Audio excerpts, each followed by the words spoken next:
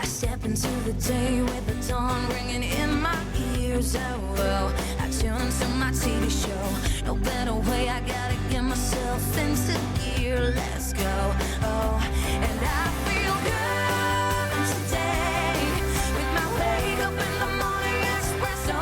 I feel good today. It's my feel good breakfast show. Good morning, you beautiful souls. Welcome to it. My name is Graham Richards. What a pleasure to be joining you on this Thursday morning. It could be the best day of your life. It's your choice to make it so. So fill yourself up with positivity and let us do the rest. We'll help you kickstart the day with all those feel-good vibes, and it's going to be very feel-good. It's a Cape Town Comedy Festival takeover this morning. We're going to have a lot of laughs, and it's going to be obviously a very diverse mix. We're going to be back in the kitchen. There's going to be an Indian explosion in terms of our amazing cuisine, and it's going to be just the three amigos to be so out in Saldanha Bay today. And of course, Jamie Lee is nowhere to be found. I wonder where she is. Let's see if we can glean a little more. Hey everybody, Jamie Domberg here. I'm so sorry I can't be with you guys in studio this morning, but of course I'm keeping it locked right here in Johannesburg as Samsung is releasing their brand new energy efficient air conditioning system. It's going to blow you away literally in 2020. So much big things for the company, but of course I'll see you back tomorrow, Friday from 6 to 9 a.m. on your Feel Good Breakfast Show. But I gotta go now. Ciao, ciao, meow, meow. Ciao, ciao, meow, meow, indeed. Still looking gorgeous, even though she's just in her dressing gown in a hotel room. But we'll connect with you throughout the show to bring you all of that excitement and a whole lot more. As I said, the Cape Town Comedy Festival is here now in its second year. We've got a couple of the comedians who will be joining us today to help spread the laughs, take the load off on this Thursday morning, and a whole lot more squeezed in between. We've got 3 hours of inspirational fun on the way. Let's see how the rest of our Three Amigo team is doing. Morning, gang. A very good morning to everybody. Welcome to the beauty room. I am not alone this morning. Now, we all have days where we wake up feeling a little low and where a pick-me-up is absolutely necessary. Now, one of the best ways for me is to get inspired, is to do my makeup. Now, daytime makeup should be used to highlight natural features and to promote a fresh appearance. A daytime makeup look is also subtler than an evening look, but it should still be long-lasting without having to apply thick layers. Now in studio today to give us some tips and tricks on how to apply subtle daytime makeup is our very own makeup artist, Bernice. How are you today?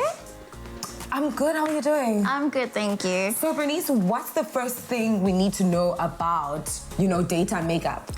So I would say daytime makeup, really do focus on actually getting your colors right. Sometimes people forget that evening makeup, you don't see all the details, but with daytime, like this can actually be going to work, going out on a weekend out with friends to a wine farm or something. Like you do see details, like you'll see if you've got the wrong foundation on, you'll see all the cracks, all the everything. So make sure you've got everything right. So today we're actually just finishing off your makeup.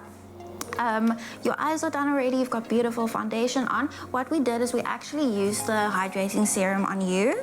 So this will actually just make sure that you have, you've got a flawless canvas to work on before you put the foundation on. Because obviously having moisture on your skin is actually like a must. It's very important to keep hydrated. Yes, obviously.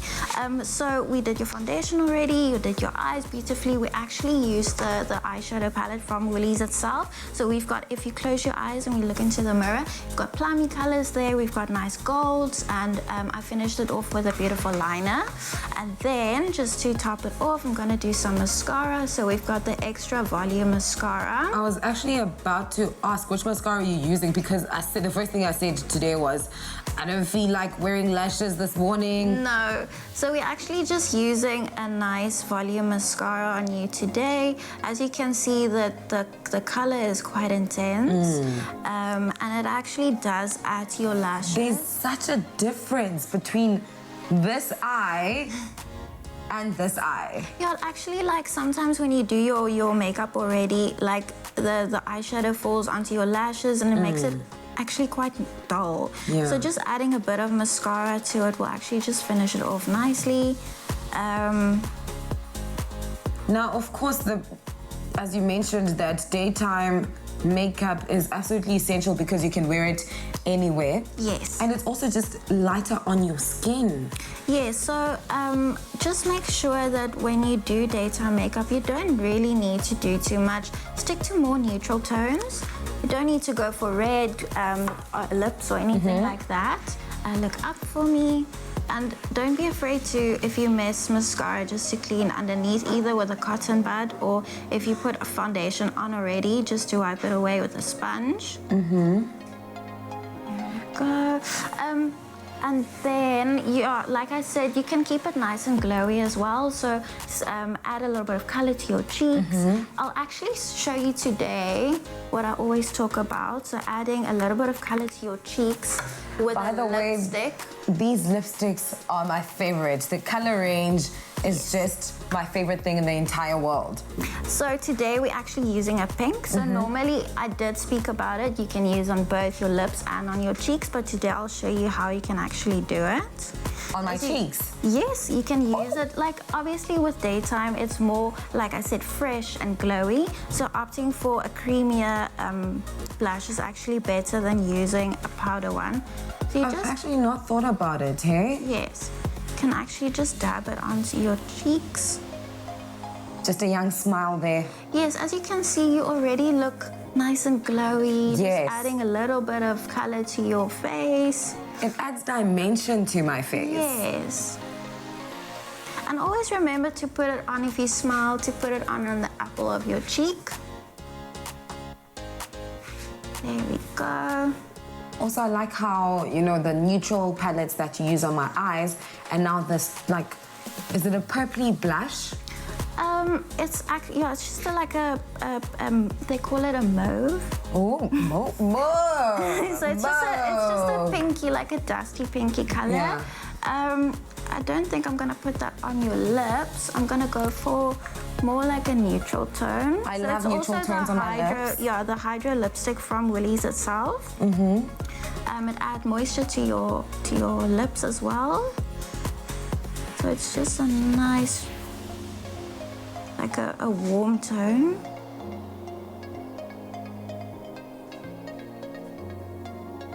And this is actually enriched with vitamins and coconut oil. And what I enjoy... what I enjoy about Woolies beauty products is that they're also cruelty-free. Yes, and they're 100% vegan, which is a must nowadays, not for testing on animals, and making sure that what you put onto your skin is actually healthy. It's got the good ingredients in there. You can smudge your lips. There we go. And that Yeah, I is think exactly you're fine. You're ready how you to do go. it. Woo! Thank you so much, Bernice. And You're welcome. voila! There you have it, everybody. A daytime makeup look in just under 5 minutes. And I must say, I look ready to slay all day. Now remember, you can shop all these W Beauty products and more at Woolworths, in-store, online, or on the Woolies app. So get on buying and achieve your daytime looks. Oh man, I'm getting a pungent aroma in the kitchen here, Josh, dude. I'm seeing curry leaves, ground cumin, I'm guessing, a bit of coriander, I'm guessing, and a lot of like whole spices here. Dude, what is cooking today? Everything's cooking, Graham. We're back in the kitchen, and again, it's the humble potato we spoke about last time. So you were right about the spice. You got the ground cumin over here, inside this bowl over here. I don't know if the camera can get a look inside there. Whole coriander, whole mustard seeds, whole cumin seeds, freshly toasted. You always go for whole spice if you can. And these are basically going to be the flavor base for our Bombay potatoes that we're making with the butter oil over here. I don't want to give away too much yet. It's a little bit of a teaser only. You've been lovingly caressing these onions for a while now as well. But this is kind of our spin on the Bombay potato, so you might pick up an interesting variation or two. And the keyword here is clover. If you want to cook along with us and create this flavor explosion, why is it so important to use freshly and whole kind of spices if you can, and then do them the toasting and the grinding yourself? Well, it's exactly as you said, the freshness is what you're really chasing. When you get your whole spices, they haven't been treated and irridated and ground and processed beforehand. You do that all yourself. So A, you're controlling the ratio into which you're sort of blending everything up to. You can control how thick or thin or coarse you want it to go or not, and you get the most flavor and aroma straight away. So you get a hot pan, you can hear them sizzle and crack, give them a grind, 100 times more flavor than out the bottle. Because there's a reason why we call them aromatics, and you want to keep those aromas, you want to keep the flavor profile as strong as possible. Absolutely. And it's a lot more exciting when you get to grind it yourself. You feel like an apothecary. Absolutely beautiful stuff. Again, the key word is clover to 33728 if you want to cook along with us. Let's see what's crack-a-lacking in our Mac Cafe. Morning, Sunshine.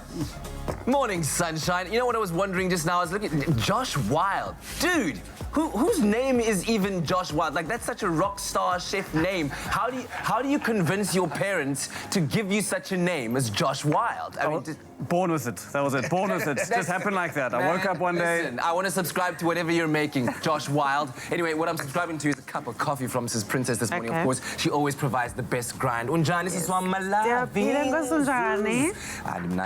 You know what's also very special about today, Mrs. Princess? Okay. Is that it is Utabiso's 30th birthday. Guys, it's Utabiso's 30th birthday. Hey!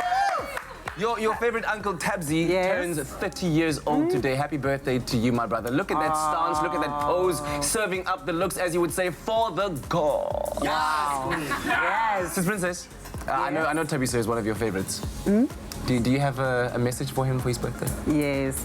I wish him all the best in this year. And God may grant him with all things that he needs in this year.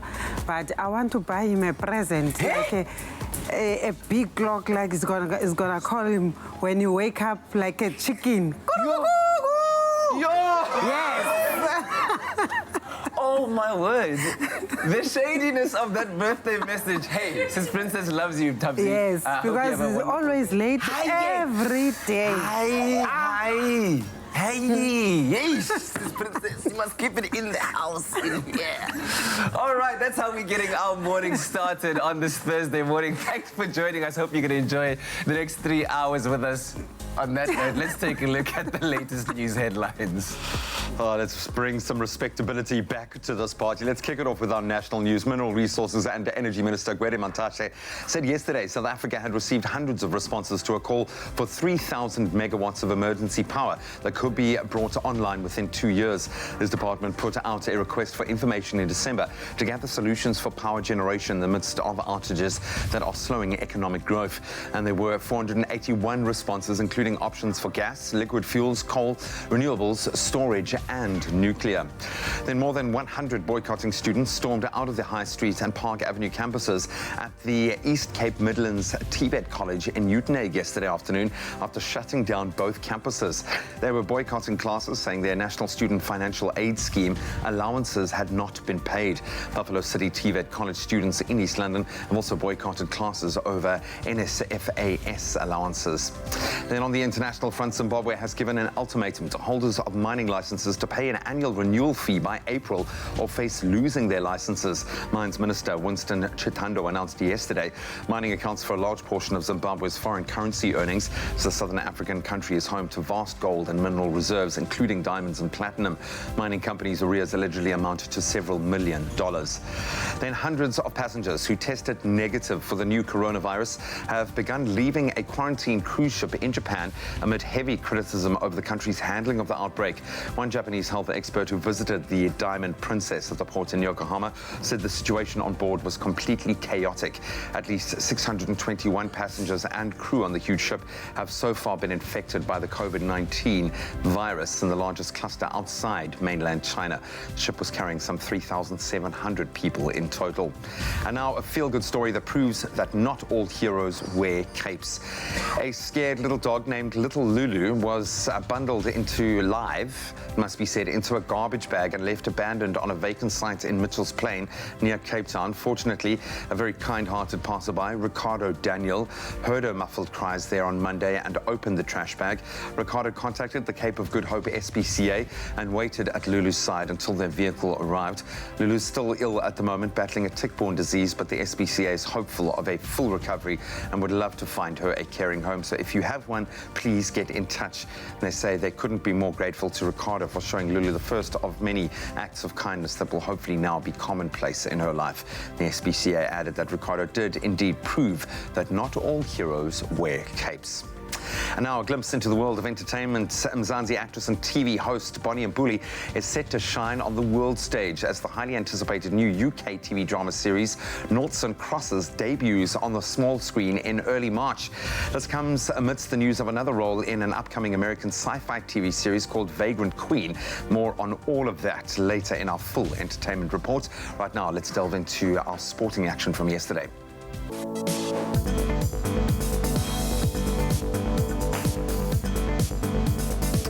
Springbok Sevens coach Neil Powell has made 3 changes to the Blitzblock squad that lost in the final to Fiji in Sydney earlier this month. Justin Geralt, Zane Davids and Chris Dry will be rested, making way for Ryan Oosthuizen, Kurt Lee Arendse and Mfundo Ndlovu. Former World Rugby Sevens Player of the Year Werner Kok is also set to play in his 50th tournament in the HSBC World Rugby Sevens Series in Los Angeles next weekend. Blitzboks currently sit in 2nd place on the log. They'll face Kenya, Canada and Ireland in the pool stages in LA. A week later, they'll of course head to Canada for the Vancouver Sevens. Then our Premier Soccer League football continued last night with defending champions Mamelodi Sundowns registering a 2-1 win over Bloem's Celtic at the Loftus Versfeld Stadium, and Bidvest Wits were held to a 2-2 draw against Highlands Park. Bidvest Stadium, of course, playing host to that in Braamfontein. Wits is now level on points with 4th placed SuperSport United, and Highlands move up 1 place to 7th on the log. Sundowns move up to 2nd place on the standings, just 4 points behind log leaders Kaizer Chiefs, leapfrogging Pirates on the way. Then the reigning English Premier League champions Manchester City got back to winning ways after securing a 2-0 win over West Ham United at the Etihad Stadium last night. Rodrigo opening the scoring at the half-an-hour mark with a header from a pretty difficult angle to the bottom right corner. Then superstar Kevin De Bruyne added another in the 62nd minute to secure the win and take them to 54 points on the log.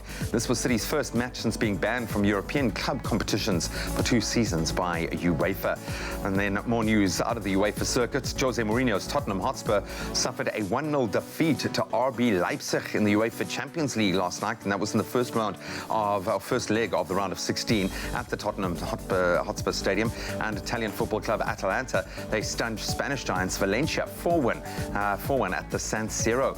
Timo Werner scoring from the penalty spot in the 58th minute to hand Leipzig the win, and an away goal going into the 2nd leg, vitally important. And the 2nd leg of the round of 16 will be played out on Tuesday, the 10th of March. Then on to motorsport news. Defending Formula 1 world champion Lewis Hamilton topped the first day of pre-season winter testing in Spain. Hamilton, along with his Mercedes teammate Valtteri Bottas, headed the opening day's timesheets, finishing in 1st and 2nd place respectively. The 6-time world champion was 0.337 seconds quicker than Bottas. The 2020 F1 season will kick off with the Australian Grand Prix, and that's at the Melbourne circuit on the 15th of March. That's where we leave our sport for now. Let's get a broad scope of our morning's weather.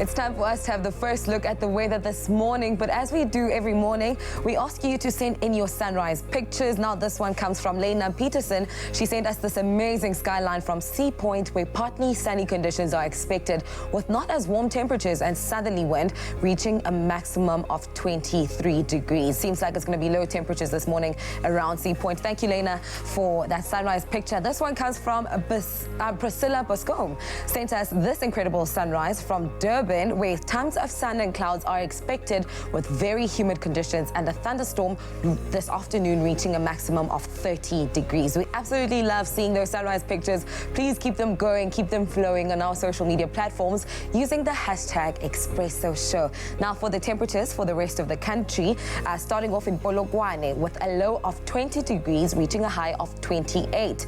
And thunderstorms are expected from Bombela at a minimum of 23, reaching a maximum of 29. If you are in Pretoria, your temperatures for the day range from 20 degrees as your low and peaking at 31 degrees. Now heavy rainfall for Johannesburg at 18, reaching a high of 28. Mahikeng 19, 30. And occasional rain for Klerksdorp at 17, peaking at 28 degrees today. Kimberley can expect a little bit of sunshine and a little bit of thunder showers with a minimum of 17, reaching a high of 29 degrees. Bloemfontein, your low is 15 and your high is 26 for the day. And the highest temperature in the country goes to Richards Bay with a maximum of 34 degrees and a low of 22. Pietermaritzburg 19, 31. And a couple of showers Celsius for Durban at 24 as your low, peaking at 30 degrees. And high humidity for Mthatha with a minimum of 17 degrees and a maximum of 30 degrees. Emondi, your low is 20 degrees, reaching a high of 30 degrees. And Kredok, 15-33 are your temperatures for the day. And westerly wind of 33 kilometers an hour in Port Elizabeth with a minimum of 17, reaching a maximum of 27. Now there's bits of sunshine and bits of rain in George with a low of 15 and a high of 22, and a partly cloudy day in Sutherland with a minimum of 13, reaching a maximum of 28. Southerly wind of 24 kilometers an hour in Cape Town with a low of 16, reaching a high of 23. And the lowest temperature to start the morning in the country goes to Worcester with a low of 14, reaching a high of 31 degrees. And Springbok, 16 is your low, and your highest temperature for the day is 30 degrees. And lastly, definitely not least, is Uppington with a maximum of 33 degrees today and a low of 23. Whichever part of the country you're in and whatever the weather, make sure to have yourselves a fantastic Thursday morning. You know what makes the day ever better? A good laugh. So we've got the Mother City Comedy Festival. In fact, the second iteration of a brilliant collection of comedians who are going to make the Mother City guffaw with laughter. So we're asking you guys this morning, because I'm expecting a lot of like unscheduled laughs to come out today. When last did you laugh when you really shouldn't have? I make our poor sound engineer's life an absolute misery on the show because I never shut up and I'm constantly laughing when I shouldn't be making a noise. But that's the danger of working with really funny crew and really funny co-workers. But we're asking you guys this morning, when last did you laugh when you really, really shouldn't have? Give us that cringe-worthy moment. Make us laugh a little bit this morning. You can let us know on our social media platforms. Expresso Show, the Morning Show Facebook page is a great place to start. In fact, you can stay connected with us throughout the show. We really do track what you guys are saying on our social media platforms and connect with you. So we'd love for you to stay connected in that way. But speaking of which, we've got some comedy royalty in the house today, and hopefully they'll be bringing out a lot of unsolicited laughs as well. I do have a feeling, a sneaky suspicion that there'll be a lot of inappropriate laughter moments today as we welcome the comedians from the second Mother City Comedy Festival. Stuart Taylor, Daniel Richards, Martin Davis joining us. Gentlemen, a very good morning. Do you know these gentlemen, Mrs. Princess? Yes. Oh, you do? Yes. Wow. We go way back. Okay, very, very funny gentlemen these are. Guys, great to have you here. Thanks for having us. Wonderful to be here. How have you been? How have you all been? I see that there was a WhatsApp group, clearly, given the blue hue. Was that? And you sort of got part of the WhatsApp group. Well, You're kind of a member. You know, mine comes out of the style wardrobe, so okay. Slightly different from what you guys have done. But listen, how many times do you get people coming to you, Daniel, and saying, just give me the secrets to your hair? Because I must admit, I've had... It is all the time. beauty. All the time. All the time. Yeah. All the time. What I'll is take your it. secret? Oh, it's natural. It's natural. You wake up All like that? Yeah. Yeah, of course. Of course. Maybe a bit It's flat not. at the back, but you It know. doesn't look like he believes that at all. No? Oh no, I always get people coming asking me about my hair. Yours is Why? beautiful. Why? What do you say? Well, I go, it's a work in progress. Well, let's help you along this morning. Any coffee orders? I know you've already got yours then. I'd like an Americano. That's what we call it now. 2 Americanos. Yeah. We used to say black coffee, but now we say Americano. Okay, well, in that way. Okay. Sister Princess, there you go. Well, listen, stay tuned to your Feel Good Breakfast show. It's surely to be a fun-filled one on this Thursday morning. We'll see you on the other side of a short break. Only the highest grade Arabica beans. McCafe. Great coffee, simple. See you after the break.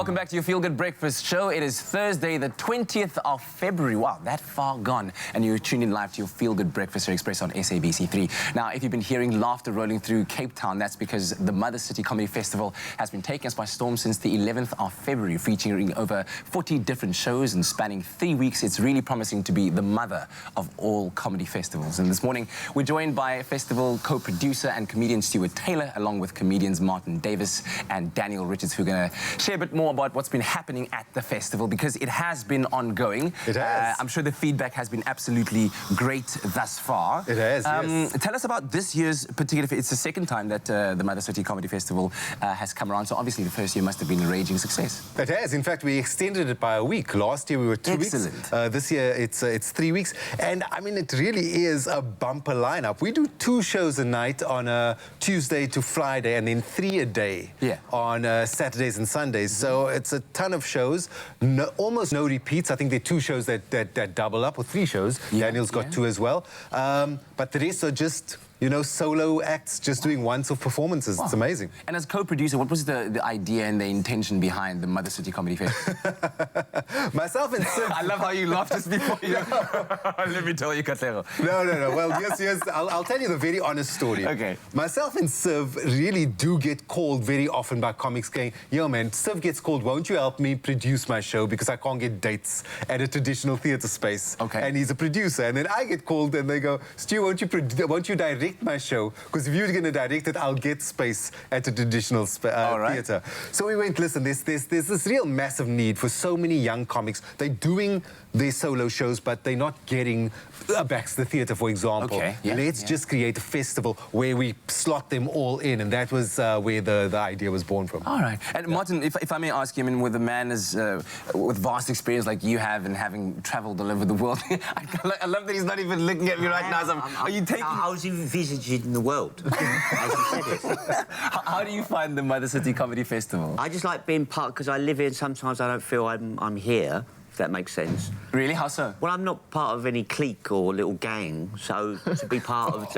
I know, it's sad, isn't it? Sad, isn't it? You don't want to be part of the gangs, Martin. Man, come on. No, I'm just saying. So it's just like, it's nice to do it so that I can feel like I'm part of things. And how's it been going to engage in the city. How has it been going for you? What? The festival itself. I haven't done anything yet. You haven't done it? When's your show? Tomorrow. Yours is tomorrow. And what is your show That's about? why I'm here. Yeah. What is your show about? That's the idea. Yeah. Do you know how this works? You come on and you pump things. I won't come on and go, last week I was brilliant, but there's no need for me to be here. Well, I thought you were one of the shows that we're repeating. But your show is tomorrow. Martin Davis is called London Calling Back. Tell us all about it. Well, I think you've put too much thought into the name of my show than I did. Really? Yeah, because I just thought it was Calling Back. I thought that was a clever... play on words. I was looking at the poster and I was quite impressed with your because my first show was London Calling, and I thought, calling back. There you go. But other people have put much more thing on it than I ever did. Overinterpreted. In fact, it's the same original poster. They just put the word back in there. Everything in a different colour. In a highlight with a Cokie there. Yes. All right. And Daniel, I understand... put in a lot of effort this year. Clearly, as his synopsis dictates. But Daniel, let's talk about your show in that you're performing, I understand, 3 satirical shows in one? Yes. Interwoven. Tell me about that. I mean, I've been doing... I've been working with Mike van Graan for the last 5 years, all directed by Rob van Vuren. And so we've decided to combine our 3 award-winning shows into one wonderful, fun show for the Mother City Comedy Festival. Tell me a bit more about the shows themselves. Well, they comprise of a series of sketches, and it's been amazing putting them together, because for the first time I can say I can guarantee laughter in a show, because these are my favorite sketches.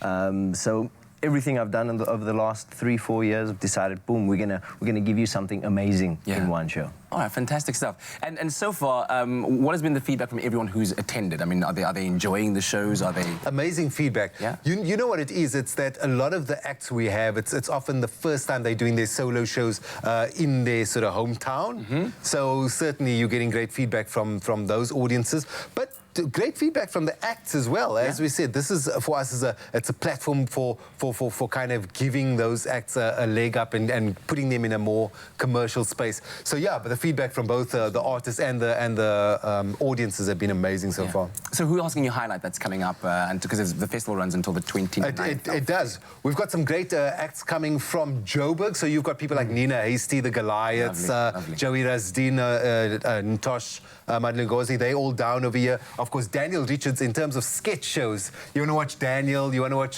Simon... Daniel Mpilo. Yeah, Mpilo, sorry.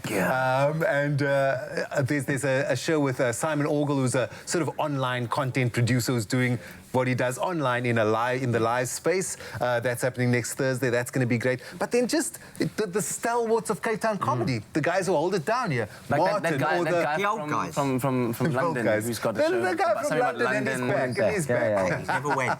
Something like that. Check out the poster with the fake Coke mark at the bottom. That's the one that relates to him. But listen, guys, it's great to have you here. Thank you very much for joining us, and good luck with the rest of the festival. Thank you. As I said, it runs through until the 29th of February at the Baxter Theatre in Cape Town, and you can find tickets at webtickets.co.za.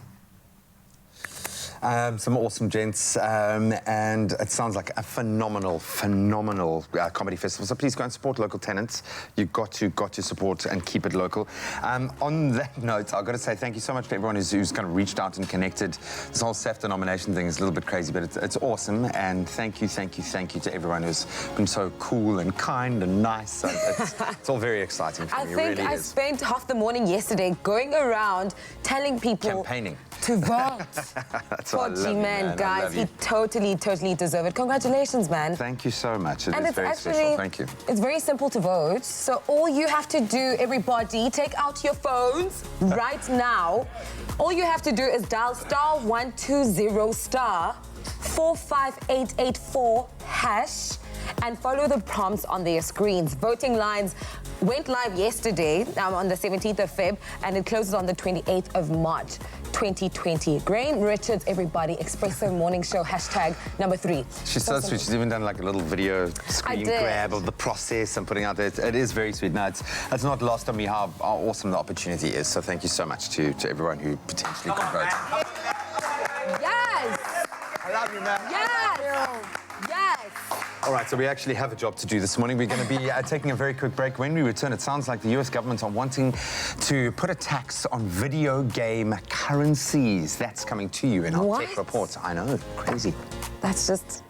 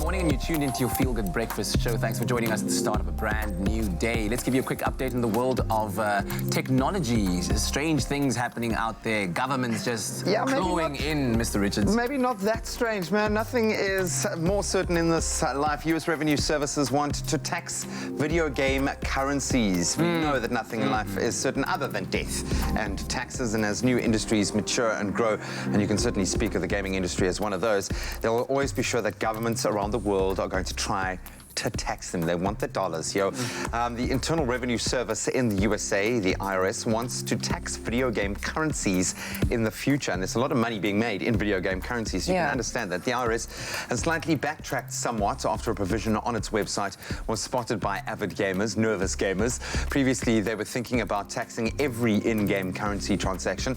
And on the archived version of the site, they were talking about Bitcoin, Ether, Roblox, likely referring to Robux from the game Roblox, and Fortnite's V-Bucks, and there are a lot of V-Bucks out there listed as the specific examples of convertible virtual currencies.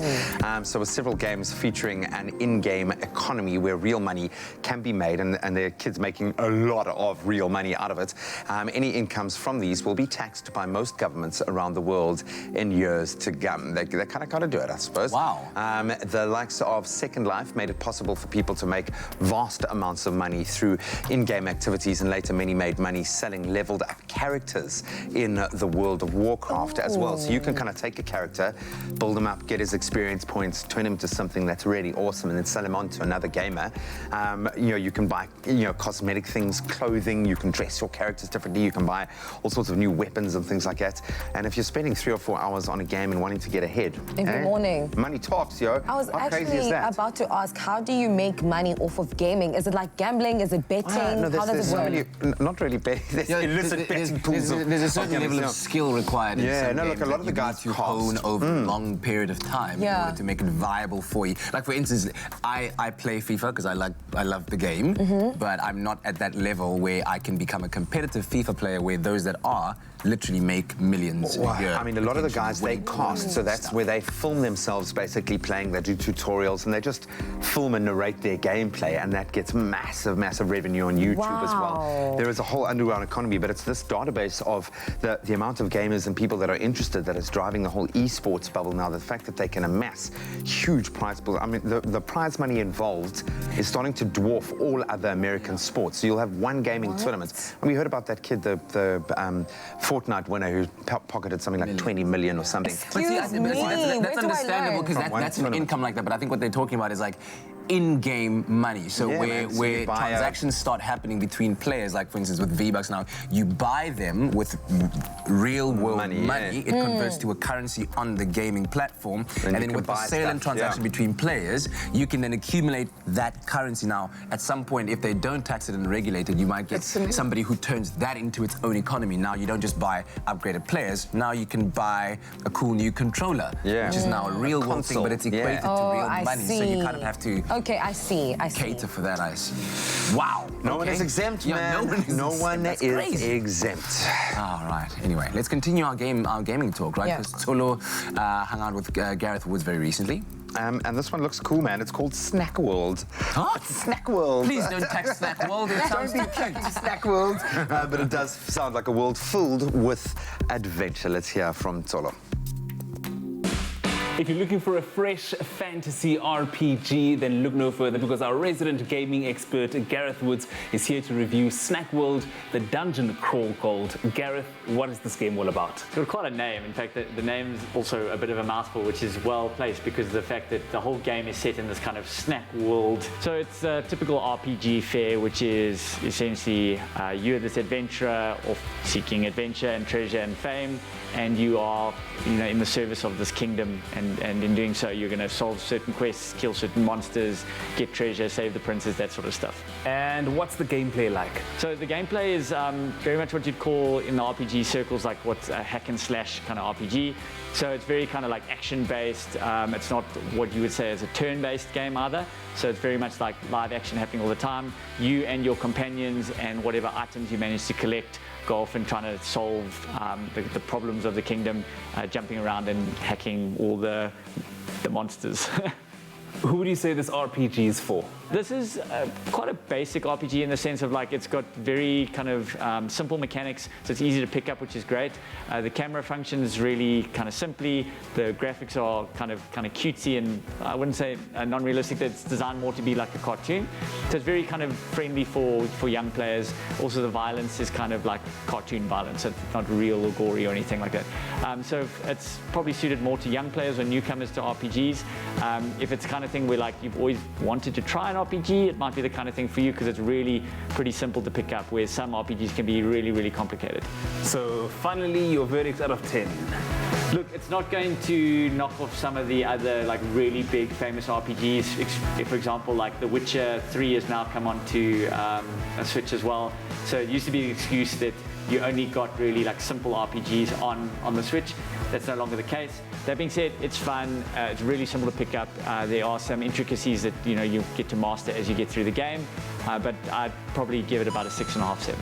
Fair enough, 6.5, 7 out of 10. So if you are an RPG fan, this one has got a bit of humor, it's got a bit of action, it's very easy to get into. So if you're a beginner gamer or if you're just an RPG fan, it's definitely going to tickle your taste buds. Well, there's lots happening on your Feel Good Breakfast show, including a lot happening here in the Mother City. In fact, tomorrow, Friday the 21st, you might want to get your tickets booked at the Artscape Opera House to witness a very, very special show called Symphony of the Santur. And I've got Rahul Sharma here, the lead musician and the man who will be in charge of entertaining and educating a whole audience about this wonderful instrument called the Santur. And it's great to have you here with us. Thanks so much, Kev. I was wondering whether you could play a little bit of something for us as we go into the break, just for people to see what this wonderful instrument can do and to actually... So this is a really special piece called Vaishnu Jayante, and basically it preaches ahimsa, non-violence. It's one of the popular songs in India.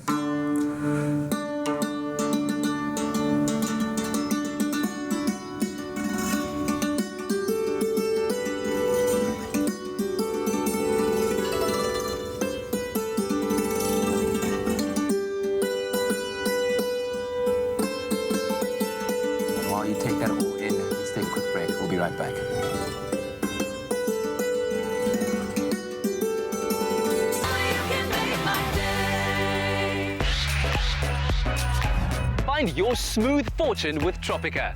Buy a Tropica promo pack, enter now, and stand a chance to win your share of 1 million rand in prizes and the smooth grand prize of a Suzuki Ignis. The more Tropica you buy, the more chances you have to win. Also catch the new season of Tropica Island of Treasure Curacao every Tuesday, 7:30 p.m. on SABC3 from the 3rd of March.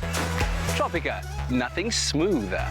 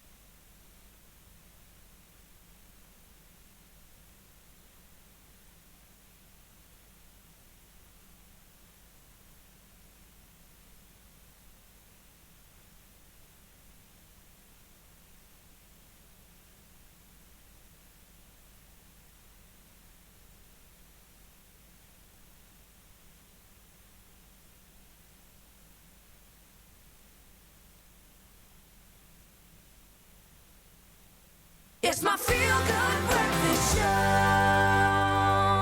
Welcome back to your Feel Good Breakfast show. It's a Thursday morning and it's so good to be in your company. Now, Symphony of Santur is set to enthrall audiences at the world premiere on Friday the 21st of February at the Artscape Opera House. And this world-first concert will journey through Indian classical, rags, folk and light classical music compositions rearranged by award-winning Santur player Rahul Sharma with the 100-stringed Santur as the starring soloist. And it's once again a pleasure to have you here. Thank you so much. Completely completely fascinated with your craft, with the instrument itself, and I'm sure that everyone is going to enjoy it so much. And earlier on, when we were listening to you playing and sound checking, Graham was saying that it sounds a little bit like the sitar, but an instrument that is very, very different from the sitar. It's very different from the sitar. It's actually one of the oldest instruments. You know, it's also mentioned in the ancient Sanskrit language called Shatatantri Veena, which means one of the oldest 100-stringed instruments. So we have a lot of tuning to do on this. I can only imagine. But we find similar instruments all over the world. Probably with the gypsies during ancient India, they traveled. In Iran, you have a similar instrument called the Iranian santur. The word santur comes from Persia, but during the Persian influence in India. So it's kind of way back that time. And then it traveled to Germany. It's called the Hackbrett in Germany. In China, it's the Yangqin. In America, it's the hammered dulcimer. So it's a different version of this instrument, probably closer to the harp. Yes. The ancient was the harp, and then from there the other instruments came out, you know. So clearly one that has an impact, or has had an impact, all throughout the world, and you've now brought it to our shores. Well, it originally belonged to Kashmir, and my father and guru, Pandit Shiv Kumar Sharma, is the pioneer of this instrument, and I happen to be the third generation in the family to take it forward, and now taking it to different genres of music. That is extraordinary. And so tomorrow, on the 21st of February, at the Artscape Opera House, you'll be joined by a 46-piece Cape Town Philharmonic Orchestra. That's right. For what I'm sure will be an extraordinary show. Tell me what people can expect from Symphony of Santur. So with Symphony of Santur, for the very first time, the Santur will lead the orchestra.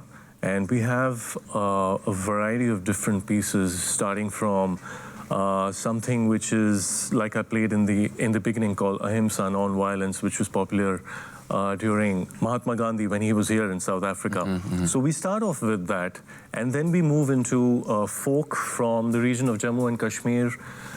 Then we also move into blues, a bit of world blues and how the Indian element comes in it. And towards the end, it's a ragmala, like a garland of ragas, with various different emotions and the roots of Indian classical music emphasized with the orchestra. Yeah, I also understand that there's a sacred sense around the space of the Santur, especially given the space that you played in. Explain a bit of that mystery. So I think with Indian classical music, you know, it's deeply connected to spirituality in that sense as well, because if you look at the raga system, we have a 24-hour time cycle. So these ragas, a raga is simply a scale of ascending and descending order of notes. But they have, we believe it has an effect on the human emotions. So what you feel during sunrise is very different from sunset. And those notes touch your emotions. So each raga, for instance, a morning raga is different from an afternoon raga and an evening raga and a late night raga. So these are very intricately, you know, the permutation of notes is so special that it's supposed to uplift and elevate the listener and also take them within. So it's also a meditative experience in that sense. Yeah, so that explains why, for instance, I'm now sitting here over here, because this is quite a sacred space that is created for the player of. I guess it changes the vibe a little bit. Absolutely, absolutely. Well, we're looking forward to hearing you play a little bit later on, and also for everyone out there who would love to see you performing live with that 46-piece Cape Town Philharmonic Orchestra, please make your way to the Artscape Opera House tomorrow, the 21st of February. Tickets are available. I'm sure it's going to be a wonderful spectacle to behold. Well, from the ethereal, otherworldly sounds of the Santur to what is starting to smell like the heavenly aromas of beautiful Bombay potatoes. Yes. A dish that I think is a staple in many homes, but we're putting a slight spin on it this morning. Josh, what exactly are we making and what do we need to create the smells that I'm getting from this kitchen today? It is insane. Well, aside from the obvious potatoes, as you mentioned already, number one product here that we're starting with is butter. The reason being, it's got the convenience of the buttery sort of goodness freshness of butter in a liquid format. It's really easy. You can take it straight off the shelf, pour it in. And that's going to work so well with the potatoes. That's where we start straight away. So first off, it's going to be onions and a bit of butter. So you get some butter into the pan. Really don't need too much to start with. And quite simply, onions face side down. They've just been blanched, cooked, they're a little bit soft. Face side down into a hot pan. You can hear that sizzle starting. That's exactly small what little you baby want. onions, small little baby onions. Okay. The onions are kind of the accompaniment to the potatoes themselves, so we don't want to dwarf anyone with that. It's a nice bite size. That's it, exactly. Okay, so important to be face side down. Leave those guys in there. And you can literally just leave these guys to do their own thing. Okay. Boom. Okay, doing its thing. So you want to get like a nice char on that. Exactly, that's going to be the finished product you want. Keys go low and slow, leave them there, they're going to do their own thing, no worries. Next thing, potatoes, most important. So in the pan, got some butter already that's been cooking away with the potatoes. You can see the nice golden effect. They're getting a beautiful crisp. That's it. Low and slow is the way to go. You don't want to rush this too much. So it's down to a medium heat. Sorry, you've already cooked the potatoes. Sorry, yes, those are cooked. Both of them are cooked before we start. Cool. So we're at a nice little medium heat here. First thing that's going to go in, some garam masala here. You could use roasted masala, 11 and 1, mother-in-law, whatever makes you happy. It's all about the flavor. Everyone has their flavor and you do it, That's it. So we're just going to go in with that. Beautiful fresh curry leaves. You can use dried as well, but with the spices, as the same story, fresh is always better. You get a lot more aroma, a lot more punch over here. And these are going to slowly cook up as we go inside. They get a little crispy. And flavor is king, Flavor is king don't hold back, That's it. So we just start working this around. I mean, immediately the flavor starts coming out. Because the curry leaves are going to crisp up as well. You can just eat the curry leaves straight. 100%. Something that not everyone knows about. Nice little bit of texture. So those are going to do their thing inside the pan over there. Gorgeous. Leave that just there. Last thing that goes into the pan, garlic and ginger paste. Of course. Do it towards the end. It's a little bit slower, less aggressive heat. You don't want anything to burn. You want to keep the freshness of the ginger and the zing of the garlic. And of course, garlic has quite a high sugar content, so often we burn it. We put it in too early, or you'll kind of put it in the oil before the food and end up cooking it to death. Exactly. Before you lose all that. There's a term we use in the kitchen called acrid, and it's basically at the point where you can start tasting the smokiness of the meat, and it's not necessarily a good flavor either to want. We talk about smoke and barbecue, but acrid is on the upper end of that. Okay. So if you dare stick your nose inside there and you give it a real good whiff, you don't even need to stick your nose in there. Oh, that's so amazing. Garlic butter, some curry leaves coming through there. Delicious. Oh, that's last lovely. but most important element, our whole ground spice that we spoke about earlier. Okay. Give that a smell again.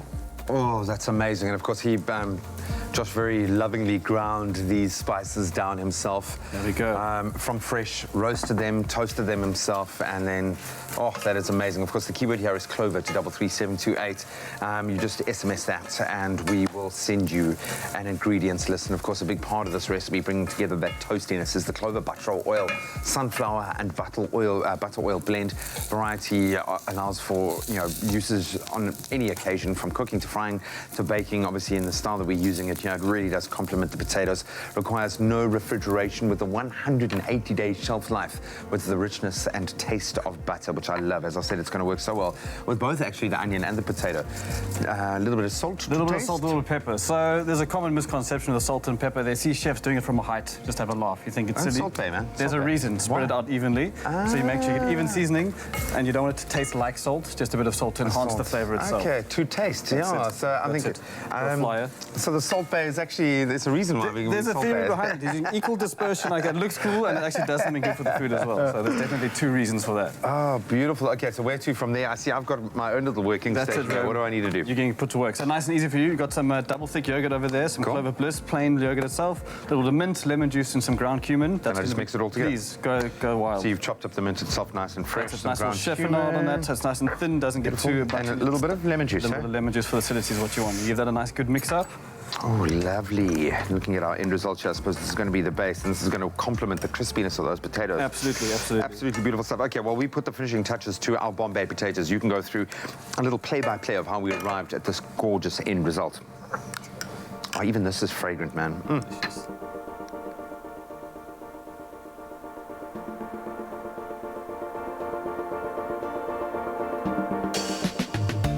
Clover Fresh Milk is the #1 milk brand in SA, made with love by Clover. Turn the humble potato into an Indian flavor feast with these Bombay-style potatoes from Clover. Add 3 tablespoons of Clover butter oil to a pan. Then arrange 500 grams of peeled, blanched and halved baby onions in the pan to char grill on both sides. Remove from the heat and set aside. Next, add 1 kilogram of parboiled peeled baby potatoes to the same pan. Then add 10 curry leaves, 1 teaspoon of toasted cumin seeds, 1 teaspoon of toasted coriander seeds, a teaspoon of toasted mustard seeds, a teaspoon of roasted masala, a teaspoon of turmeric, and cook for 5 minutes. Remove the potatoes from the heat and add crushed garlic and ginger. Then stir to combine. Add 1 tablespoon of fresh mint to half a cup of clover bliss plain, followed by a teaspoon of ground cumin, 1 tablespoon of lemon juice, and stir to combine. Spread the sauce over a plate, add the Bombay potatoes, the charred onions, and serve with sumac and freshly chopped coriander. These brilliant spuds are the perfect partner for any curry recipe, so go ahead and spice up your dinner with this fragrant Indian spice dish. Made with love by Clover. All right, let's wrap this baby up. Okay, so we've got our beautiful yogurt base. That's exactly it. So that's going down on the bottom, as you said, that's the base. Nice creaminess, a bit of richness, a little bit of acidity to cut through those potatoes. And it's all about having that balance, and that's where the yogurt works so well with these really strong curry flavors, because it does cut through that. Absolutely. And then here, your beautiful charred potatoes. Oh, and look at all how the spices have all kind of in their toasty brilliance of layered onto potatoes. Exactly. Think of it as English sort of roast potatoes on a Sunday meets the curry flavors of a samosa. That's exactly bombastic Bombay explosion. That's exactly it. And then next thing we're going to do a couple of the fried curry leaves on top for some texture. Brilliant. Boom. This little purple guy over here is called sumac. Sumac. Give that a smell again. Very lemony, very aromatic. That's quite a sour. Completely natural spice itself from a height again, like we said with the salt. That's going to give a beautiful zing. A couple of the onions going on. Dude. Little work of art you've created. Little work of art, man. In the fingers, last but not least, some micro herbs. We didn't use coriander. I know you're not a fan. Thank you so much My for that. brother actually says coriander smells like stink bugs to him. It does, and it tastes like stink bugs. Not that I've tasted a stink bug. Exactly. Always a bit awkward when you serve him food and it's got stink bugs in it, but he eats it nonetheless. Oh, buddy, well, and literally, like that, you've got a finished product.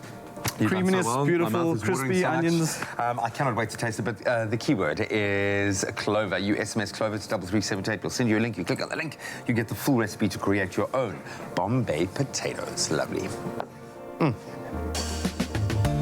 Clover Fresh Milk is the #1 milk brand in SA. Made with love by Clover. So we can't create something as beautiful as this without getting an official taste test from a man who's in fantastic shape. So I'm guessing he's a little bit hungry. Stuart Taylor, come here. Look like you haven't eaten in like weeks, dude. I haven't. Bro. Thank you, man. I'm trying fantastic, to. man. You know, you must stop eating 4 days before an Expresso interview so that you can slim down. You can fill up. With, and now I'm about to break my fast. So Stuart, Josh Stewart. Okay. Are you Josh? Thank you. He made these just for you. Heard you were coming, so he created something absolutely a plate of potatoes. amazing. You know. And then I went out and bought solid gold utensils for you to use. Solid gold. My liege. So please have a taste. This is Bombay potatoes. I've heard of potato samosas. Yes. So these are samosa potatoes. Effectively, same flavors inside out. Nice. Deconstructed. Hey, crispiness. Crispy. Get one of those curry Must leaves I in get there as well. a curry leaf as well? Please. You even pick a curry leaf with your... I'm going to taste one with a curry leaf. I'm going to use my fingers. I don't care. Wow. Huh? He's not just saying that. I'm not. He's not just saying, I've tasted them, I know. That's really good. Nice one. Thank you, Graham. Thank you. That's delicious. I've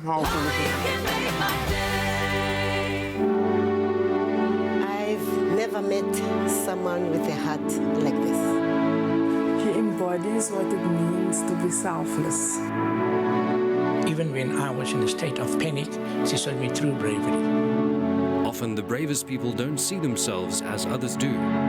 Join us in celebrating these brave heroes. Nominate the pharmacists and healthcare professionals in your community making a real difference and stand a chance to win 5,000 Rand.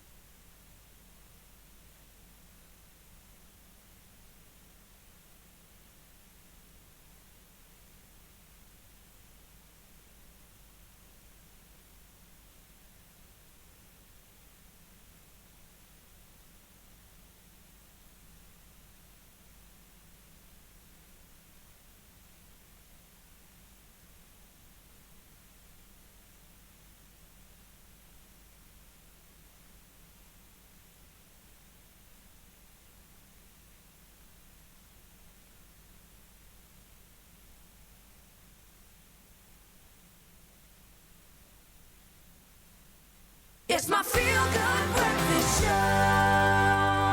Welcome back to your Feel Good Breakfast Show. It's a Thursday morning. Having fun, Chris Adams? Absolutely. It's Having a fun and funny show Right? today. Yeah. Right, absolutely. We have lots coming up in the next 2 hours. So sit tight with us as we reflect on the news headlines. Thanks so much, Kat. We start with our national news. The South African Revenue Service, or SARS, has said that going forward, its work will increasingly be informed by data-driven insights, self-learning computers, and artificial intelligence in a bid to fight tax evasion. SARS said it would therefore hire several executives in data-driven positions to harness the advances in big data and artificial intelligence for the tax collector. It's also in the process of modernizing its systems to provide digital and streamlined services to the public and rebuild trust and confidence in the tax collector. Then Mineral Resources and Energy Minister Gwede Mantashe said yesterday South Africa had received hundreds of responses to a call for 3,000 megawatts of emergency power that could be brought online within 2 years. His department put out a request for information in December to gather solutions for power generation in the midst of outages that are slowing economic growth as we speak. And there were 481 responses, including options for gas, liquid fuels, coal renewables, storage and nuclear.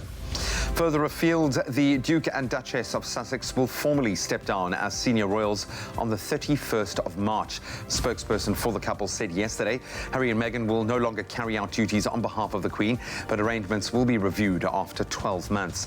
After weeks of talks, the Queen is also believed to have told the couple they can no longer use the Sussex royal brand, as the term royal is inconsistent with their branding. Then Zimbabwe has given an ultimatum to holders of mining licenses to pay an annual renewal fee by April or face losing their licenses. Mines Minister Winston Chitando announced yesterday mining accounts for a large portion of Zimbabwe's foreign currency earnings, as the southern African country is home to vast gold and mineral reserves, including diamonds and platinum. Mining companies' arrears allegedly amount to several $1 million. And now some very interesting findings regarding emails. Emails have become part of everyone's life and probably the most popular and efficient form of communication.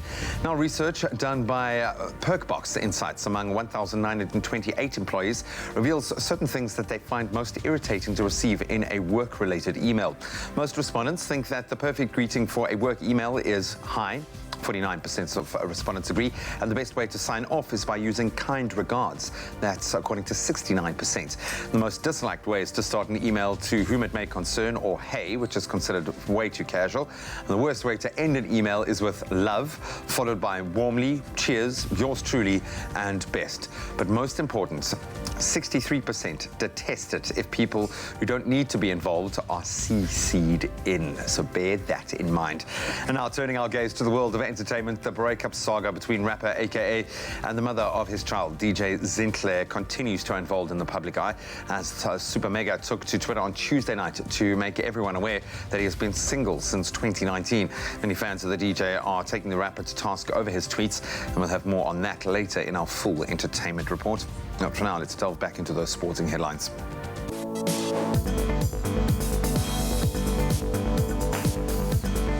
We start with Sevens news. Rugby Sevens coach, well, at least the team has made several changes for their Los Angeles and Vancouver legs.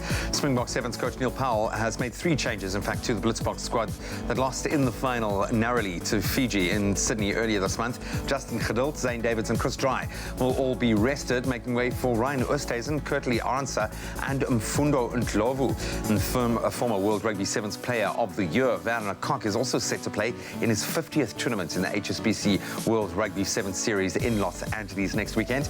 So the Blitzboks currently sitting in second place on the overall standings. They'll face Kenya, Canada and Ireland in the pool stages in Los Angeles. Then a week later, they'll head to Canada for the Vancouver Sevens. And of course, we move to our Premier Soccer League football, continuing last night with defending champions Mamelodi Sundowns registering a 2-1 win over Bloem Celtic at Loftus Versfeld, and Bidvest Wits, they were held to a 2-2 draw against Highlands Park at the Bidvest Stadium in Braamfontein. So Wits is now level on points with 4th place SuperSport United. Highlands moving up 1 place to 7th on the log. And Sundowns, they leapfrog Pirates to move up to 2nd place on the standings, just 4 points behind log leaders Kaizer Chiefs. And then reigning English Premier League champions Man City, they got back to winning ways. That was after securing a 2-0 win over West Ham United at the Etihad Stadium last night.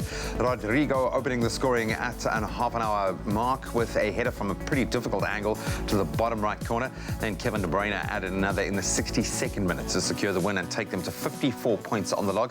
This was City's first match since being banned from European club competition for 2 seasons by UEFA. And speaking of which, staying with our news from UEFA, Jose Mourinho's Tottenham Hotspur suffered a 1-0 defeat to RB Leipzig in the UEFA Champions League first leg of the round of 16 at the Tottenham Stadium last night. And Italian football club Atalanta, they stunned Spanish giants Valencia 4-1 at the San Siro. So Timo Werner scoring from the penalty spot in the 58th minute to hand Leipzig the win and an away goal advantage going into that second leg. And then the second leg of the round of 16 will be played on Tuesday, the 10th of March. And finally, onto motorsport. Defending Formula One world champion Lewis Hamilton topped the first day of pre-season winter testing in Spain. Hamilton, along with his Mercedes teammate Valtteri Bottas, headed the opening day's timesheets, finishing in first and second place respectively. The 6-time world champion was 0.337 seconds quicker than Bottas. The 2020 Formula One season will kick off officially with the Australian Grand Prix, that of course in Melbourne on the Melbourne circuit on the 15th of March. So not too much of a wait now, but that's where we leave our sport for now. Let's see how the motorsport competition is looking out on our roads.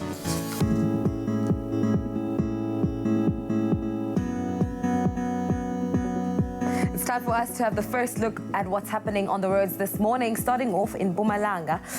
On the N3 eastbound, there is a stationary truck before the Umlas interchange, obstructing the left lane. Please keep a lookout for this. And in Parktown, Gauteng, there has been an accident on the M1 northbound before the double-decker section. Delays of approximately 30 minutes are expected from Xavier Road. Please use an alternative route this morning. And lastly, Metrorail Northern Line, there is signal power failure between Huguenot and Paarl, impacting inbound and outbound Wellington Line train services. Please allow for an extended travel time of 40 to 50 minutes. That's your 7 o'clock traffic roundup. Right now, it's time for the weather.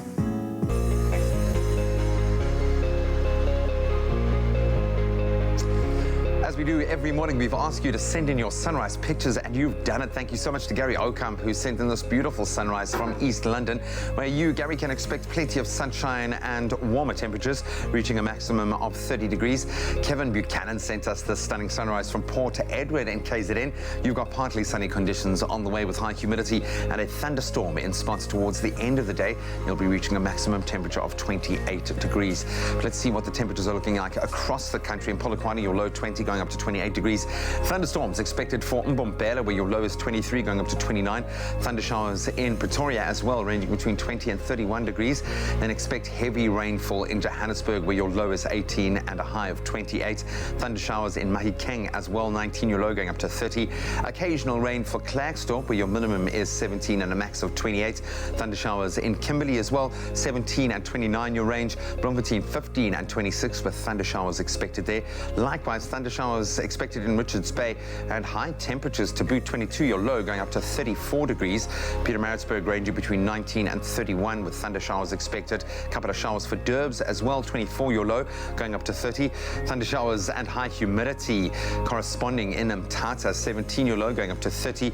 And thundershowers in East London as well, 20 your low going up to 30 degrees. A cloudy day expected in Craddock, where you're ranging between 15 and 33 degrees and thundershowers expected there. Westerly wind of 33 kilometers an hour expected in Port Elizabeth, where your low is 17 going up to 27 degrees. George ranging between 15 and 22 degrees. Sutherland ranging between 13 and 28. Then a southerly wind of around 24 kilometers an hour expected in Cape Town with some cloud cover. 16 your low going up to 23. The lowest temperature to start the morning, at least in Worcester, 14 degrees is where you kickstart your day, going up to 31. Springbok ranging between 16 and 30. And I'll say a relatively chilly day by Uppington standards, ranging between 23 and 33 degrees today. But jokes aside, you can expect some thunder showers throughout the day, and that's where we leave your temperatures. But as we always say, regardless of the weather, make sure it's a beautiful day. And it certainly is turning out to be a beautiful day in studio. We are receiving an education in the ancient art of the Santoor from Rahul Sharma ahead of his performance at the Artscape Opera House in a show called Symphony of the Santoor, which takes place tomorrow on the 21st of February. Right now, he's about to play a piece called Pahadi, which means mountains.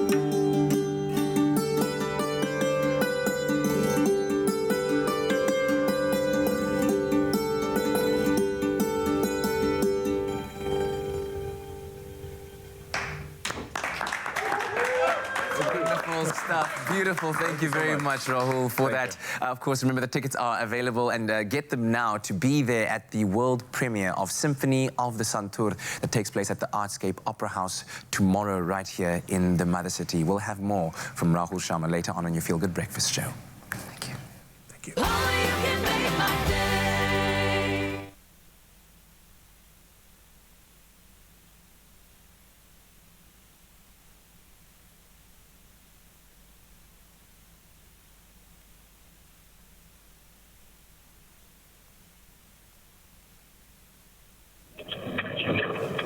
Hello. Kimang, malume. Kimalume. Who's on the line?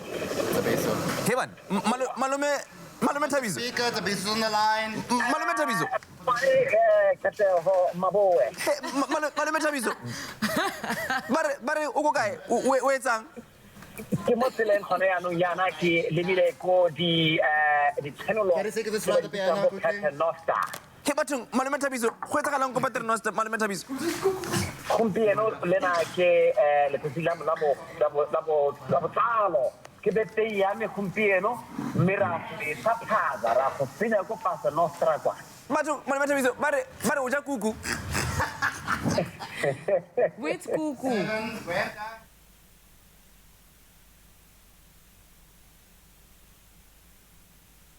It's my Feel Good Breakfast show. Happy birthday, a very happy birthday to you.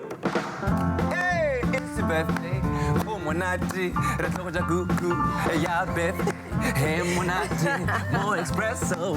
Hey, welcome back to it. You Feel Good Breakfast show. We were just having a little celebratory moment there. It's a beautiful day, 20th of February. It's your special day, your birthday, and also the birthday of a very special person in our lives, guys. Yes. We love him. The one and only Uncle Tabsy. Happy birthday, sunshine. He's on the line right now. Hey, Malume Tabizo, happy birthday. Gompieno malome romane kasego gompieno ke le tsilane mme ra iketeka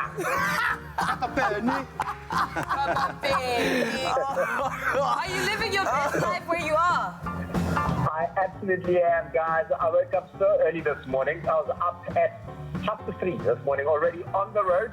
I'm on my way to the West Coast. I've got oysters waiting for me there. I've got, I mean, it's going to be a fun day. Wow, buddy, the big 3-0. How are you feeling about turning 30, my man? I actually can't believe it. I mean, just yesterday I was celebrating my 21st. But it's a huge thing to be 30, right, Graham? You gotta be mature now, hey? But you've got to start acting like an adult now. Are you up for it? No, we are so happy that we get to share this moment for you. What have you got planned for the big 3-0?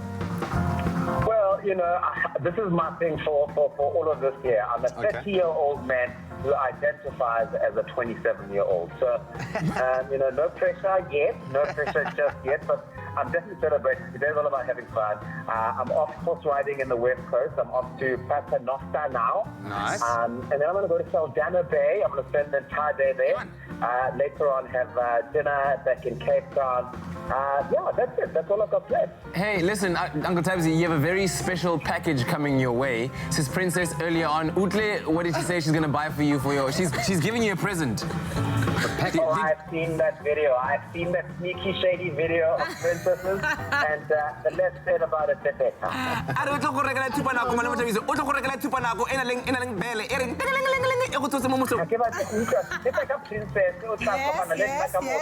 gonna buy you a present, Wena.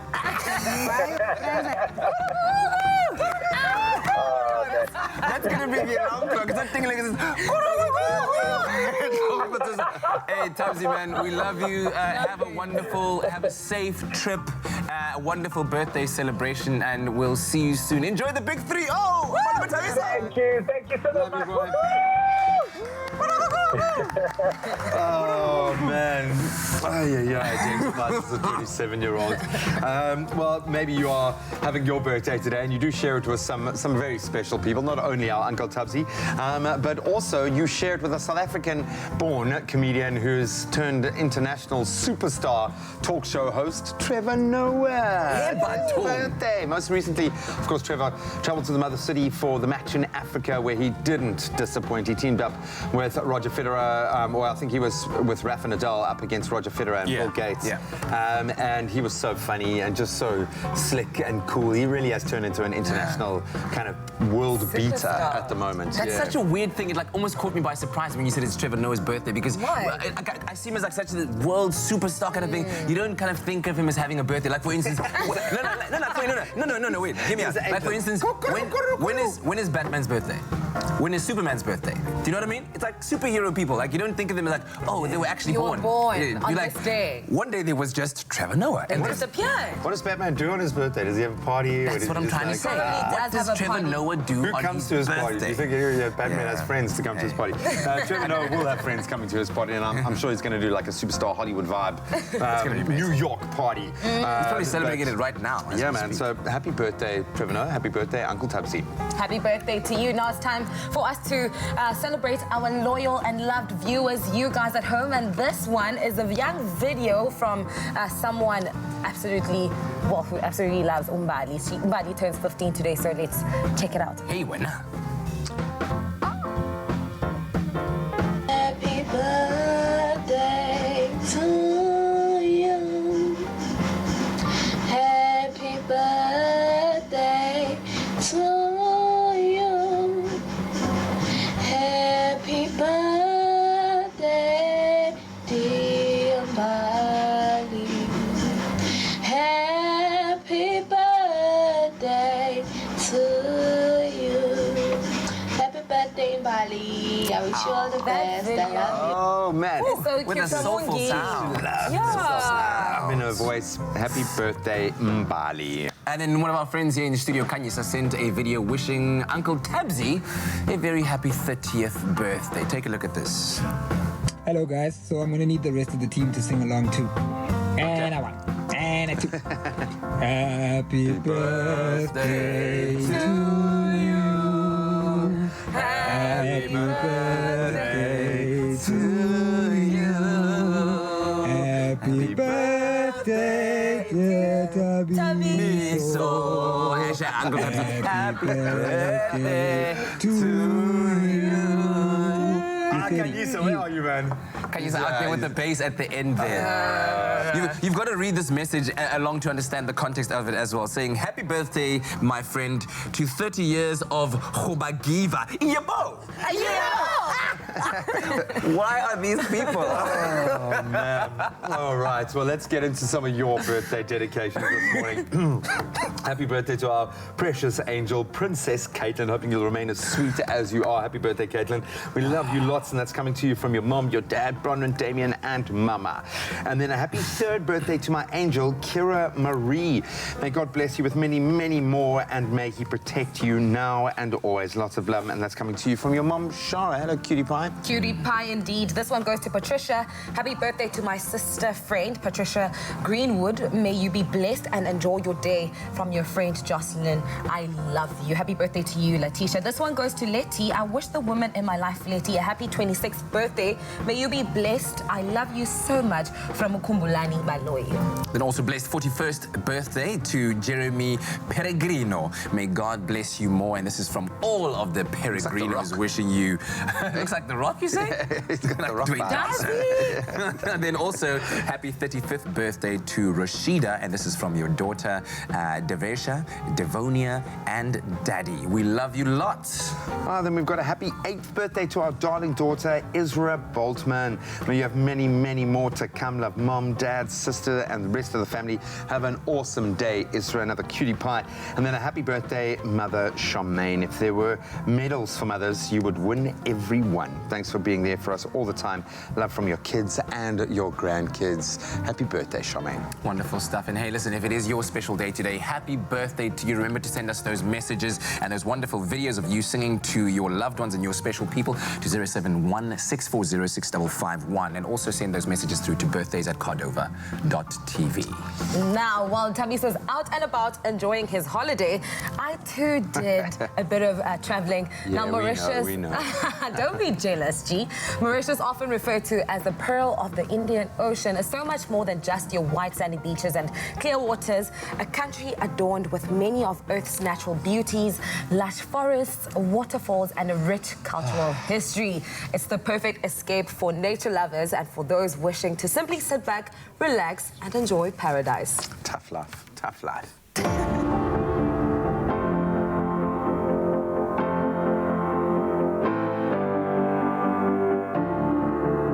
Wide sandy beaches, emerald waters, and picturesque landscapes, Mauritius has it all. Beyond the pristine beaches also lie a city full of culture, an amazing countryside, and some of the best food in the world. This is my Mauritian adventure. Arriving in Mauritius, the first thing is I'm taken aback by this beautiful lush green landscape. The white sandy beaches, the crystal clear waters.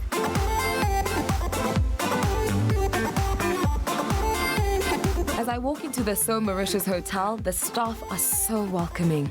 And the first thing I do, of course, is have breakfast. I decide to have a very simple fruit salad just to start my day off on a very fresh note.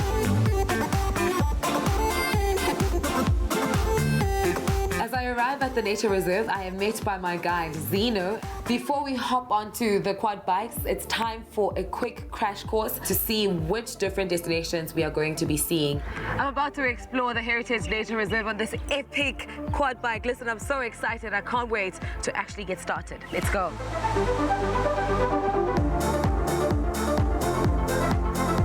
My experience with quad biking is an exhilarating one. I'm literally riding on the edge of the mountain.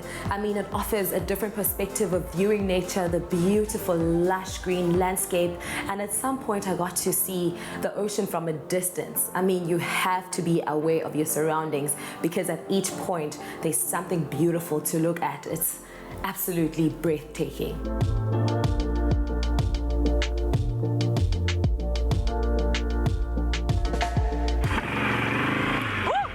What an incredible experience from exploring the lush green landscapes and the waterfalls. Absolutely immaculate. I don't think I'll get over it anytime soon.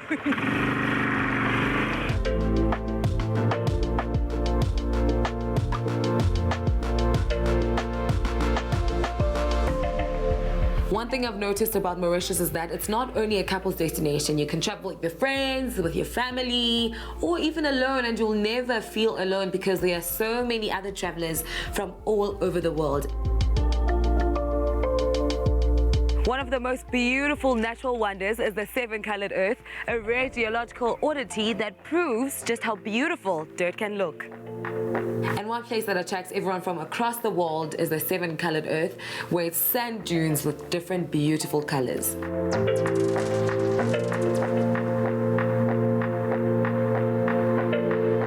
As I'm walking around, I noticed these gigantic tortoises, and I asked Dashni how old they are, and the oldest one is 250 years old. That is incredible. Dashni decides to bring these cute little baby tortoises, and as I'm holding one, I'm thinking to myself, I can't believe that this small cute thing can grow into this gigantic tortoise. On the way to Chameral Waterfall, I see this beautiful merger between crystal clear water and luscious green mountains. It makes the most beautiful scenery for a drive through Mauritius. One of the most amazing things in Mauritius is that it offers a variety of landscapes, from beautiful beaches to exotic waterfalls. The Chameral Waterfall is a must-see. I decided to visit the Chameral Waterfall, which was absolutely enchanting. It's the perfect merger of water and vegetation. It's absolutely beautiful. It's one of the most beautiful tourist attractions in Mauritius. It's the highest waterfall in Mauritius. It goes up to 100 meters. And the best place to view the waterfall is from an elevated point of view. The striking beauty of this place is breathtaking. With a setting like this, there truly is no better way to end my Mauritian adventure.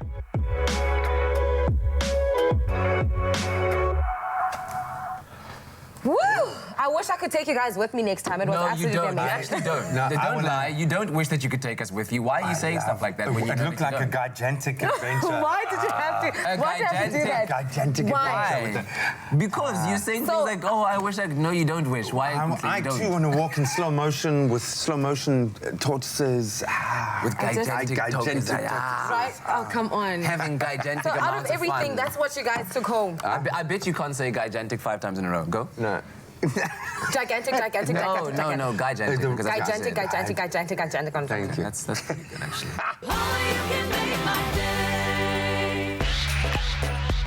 My name is Darren Solomon, and I'm 22 years old. If you look good, you'll feel good, and if you feel good, you'll do good. The reason why I entered Tropica Island of Treasure Season 9, I'm a highly competitive person, and I love a great challenge in life. I mean, as you can see, I've got the physique. Leading up to the competition, I'm going to be playing some mind puzzle games because I know that they're always going to throw in a cheeky twist on the island.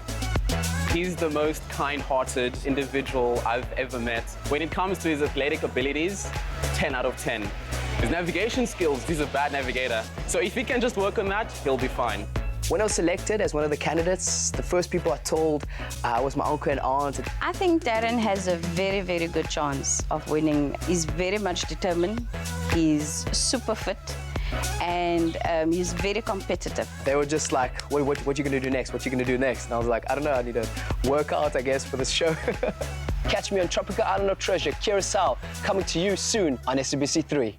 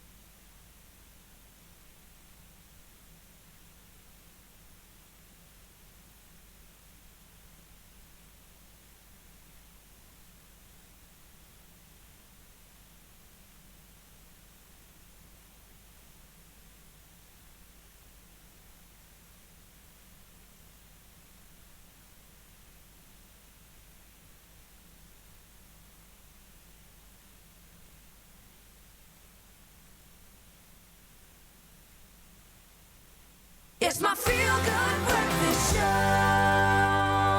Welcome back. This is your feel-good breakfast show, Expresso on SABC3. Now, of course, we know that in the palm of our hands, we're exposed to a 24/7 stream of breaking news, exciting news, and the downright craziest news. So we're going to be seeing if you can spot the real headlines among the fake in a round of fake news.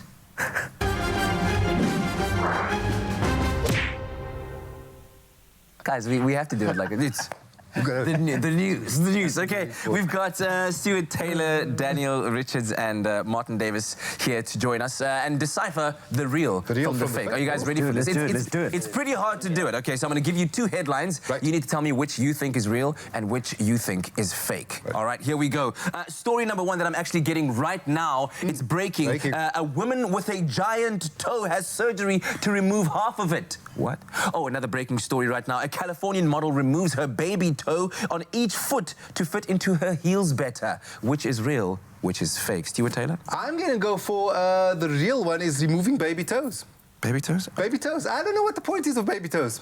You know, big toes, I think they're there to help you balance, but baby toes, they just sometimes get in the way. That's the one that stubs the coffee table. So I'm all for removing baby toes. Okay. Sam? I'm gonna go for baby toes, but what I can tell you is that my show's on Saturday and Sunday at 7 p.m. So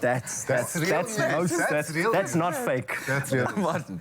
I'm going for nails. Yeah? I can't believe anyone would take their toes off, would they? Yeah. I mean, well, you know. I don't know which one involved nails, but okay, cool. Here's the real story. A woman did, in fact, have an abnormally large toe. Her name was Kiara, and she went for surgery to reduce the size of her big toe, where doctors realized that she had 2 toes growing together in one. But in a happy ending, her toe was reduced, and she's feeling great right now. Wonderful, wonderful. I love a story with a happy ending. You know what? Amazing. That's Amazing. what we're all about. All right. Oh, wait, here's a story that just broke now, ladies and gentlemen. A woman marries a plane that she's been in a long-distance relationship with for 6 years. Oh, wait, gentlemen, another story is breaking right now. A man in Texas has refused to leave his house for 7 years out of fear for birds. Which is real, which is fake. Can we start on that side? Let's start on that side, Martin. Planes. Yeah? Planes, yeah, because people are marrying everything. Someone actually married me once. So if you can marry me, you can marry a plane. So you think that's the real one? Yeah. Okay. Yeah. I'm gonna say birds because my show's called Best of My Fun Class. Good, isn't he? Good. You are sucking. So good. He's slips it in there. I'm gonna go with birds as well. I'm gonna go with birds because you know, like Martin would refer to females as birds because he's English, so it's like, I'm scared of birds, mate, and there's the birds are outside, and I have no reason. Where was that? So you think that's the real story? I think that's the real story. Okay, anyway, in fact, love does really come in all shapes and sizes. A German woman first met the love of her life, the Boeing 737, while on a trip in Berlin.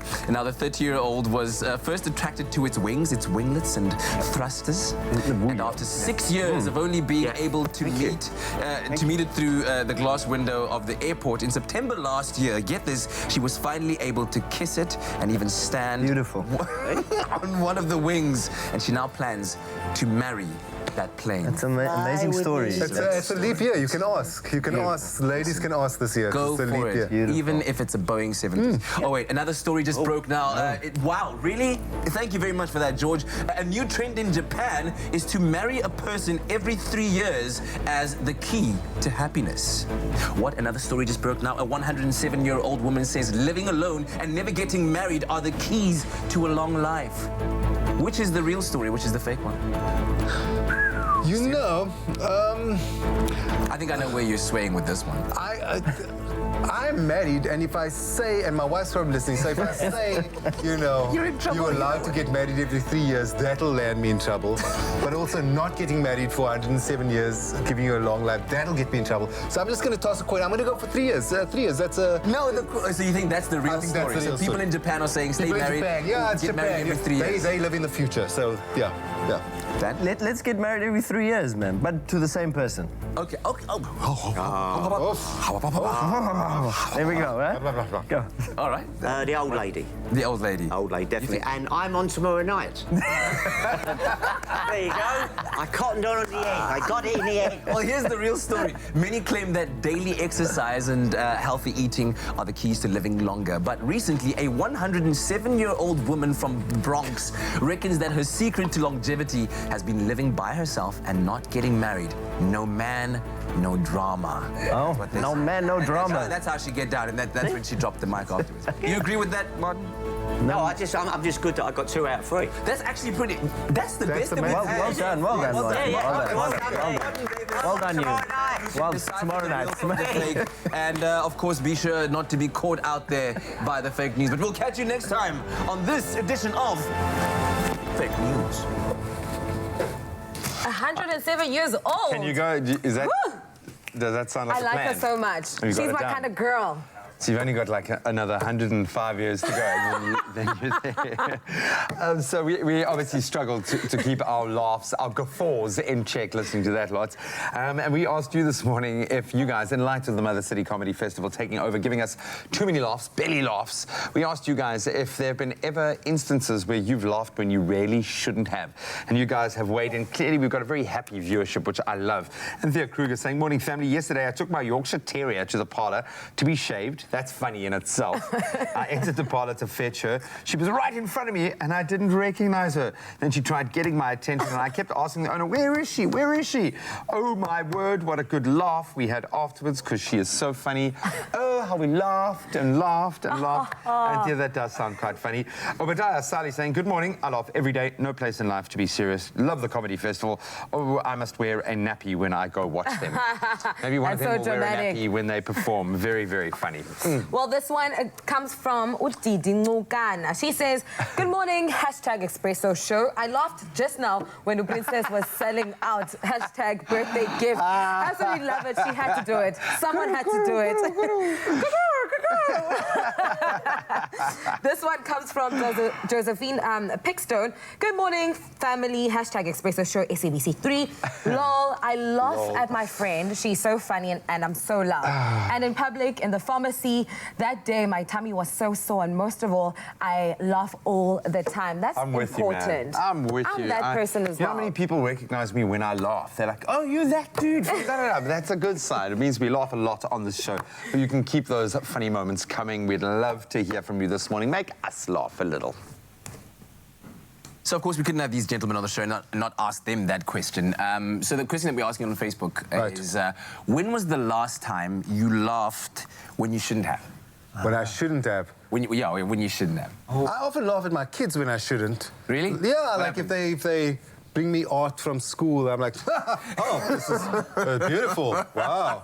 I see your that's horrible, I see your soul in this dude, that's so horrible. in this thing you've made for me. Put it back there. Yeah, I have to put it back. Okay, but that's understandable. I can see where that could happen. All right. When my grandfather's false teeth fell out. Wow. What? Correga. Was he telling a joke or something? Was he just like? He was at one of my shows. Oh wow! But that's good then. Which is like on Saturday and Sunday. So did he like guffaw and then did and then thank you. Then you laughed. Yeah. Well, you should have laughed. That's a good place to laugh. I'm afraid to ask Martin, but I'm going to ask anyway. It was when a hipster was skateboarding with headphones, sunglasses and his phone, and someone opened the door on their car. Wow. I found that hysterical. I'm sorry. Man. Was the hipster I'm not a fan of like people who skateboard in town in the street because. You look like you skateboard, Martin. All right, anyway, thank you very much for sharing that with us. Keep on connecting with us on Expresso Morning Show, SABC3. Let us know, when was the last time you laughed when you shouldn't have? We're going to take a quick break. We'll be back on the other side. Apply for your American Express Gold or Platinum card and get 20% off your food bill, or a complimentary appetizer, or a free bottle of wine every time you use your card at participating taste restaurants around the country. Apply now at americanexpress.co.za.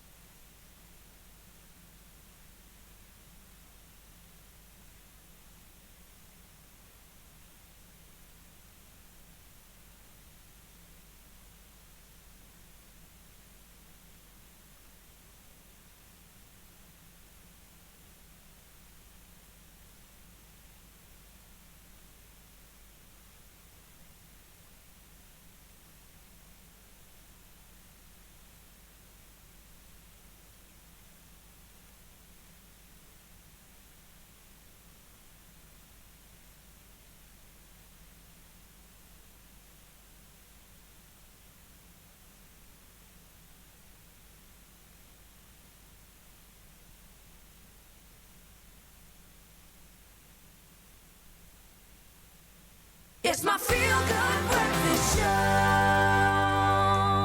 Welcome back to your Feel Good Breakfast Show. This is Expresso right here on SABC 3. It's a fantastic Thursday morning. It's Klein Vrijdag. Dit is Klein Vrijdag. And today, Kat is laughing at my pronunciation, but it's okay. Well, we're all about self-love this morning, and there are so many unspoken and unrealistic beauty rules that we are expected to follow. Smooth skin, no stretch marks, no birthmarks, and even tone. Come on, that's a lot. Now, the Gillette Venus My Skin My Way campaign is a celebration of those who are taking full ownership of their skin and are not afraid to show the world the imperfections that they've been conditioned to hide. So let's take a look at this. I'm a Venus.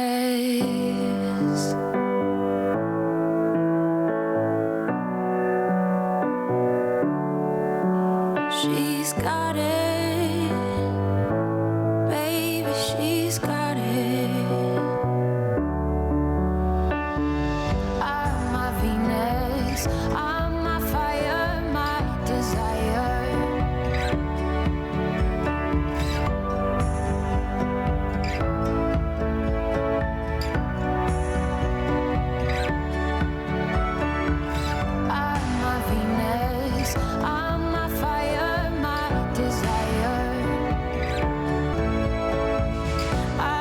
Venus.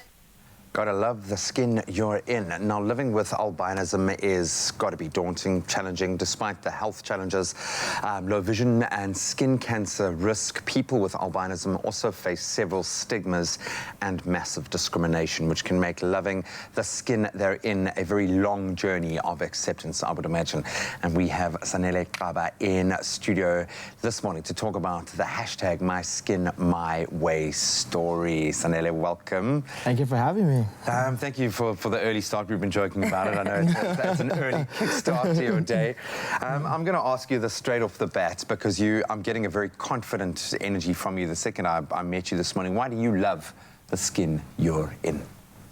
It's very important for one to be authentically themselves. I mean, you know, you need to graduate from this train of, you know, like, what will people say? You know, it's very important for you to just be you.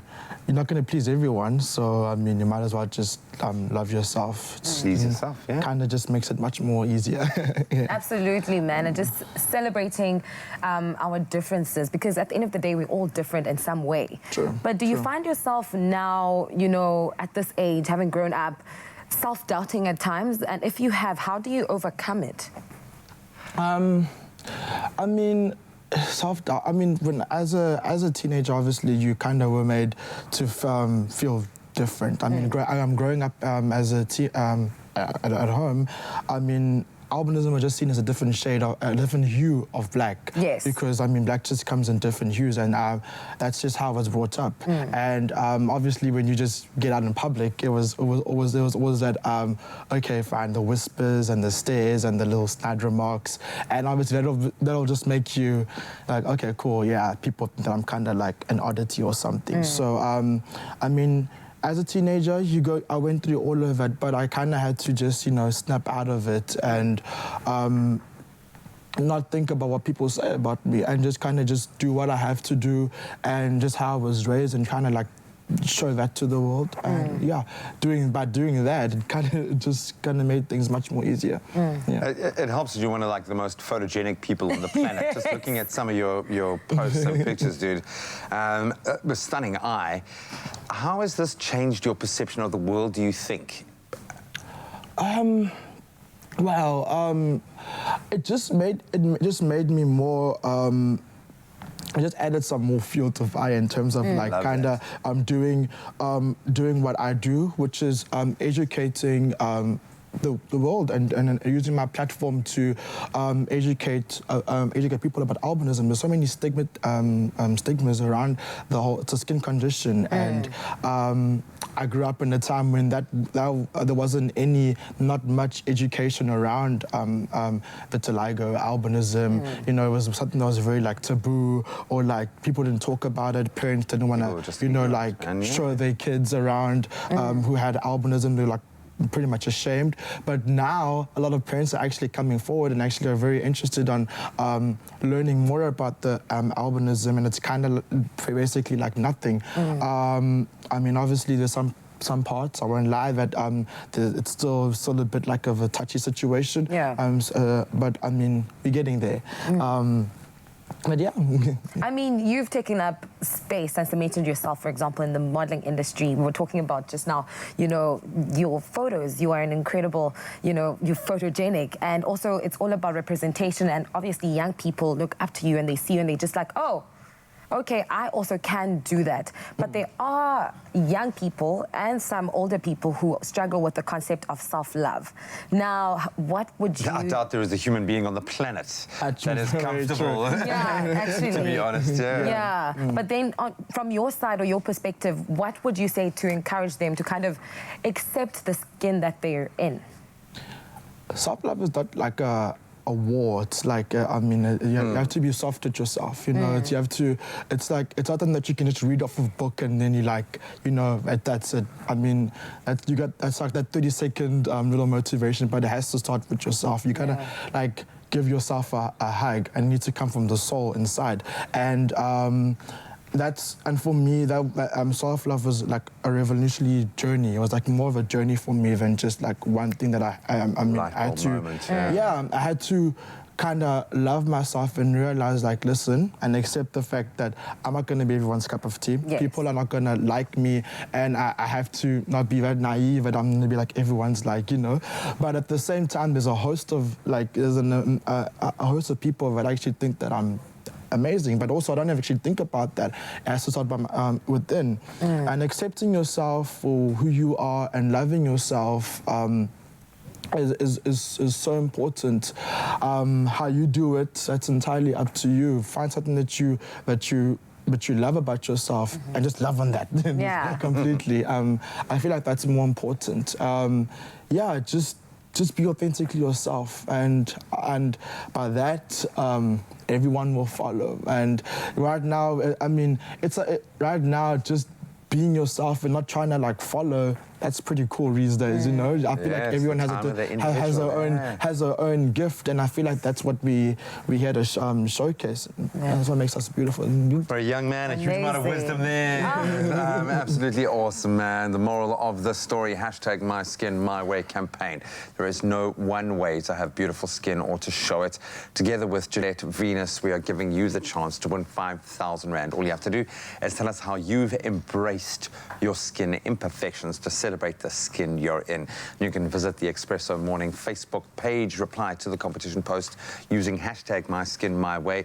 VAS rates apply and T's and C's also apply. You can visit expressoshow.com to find them. Sanele, thank you so much. Thank you for having me.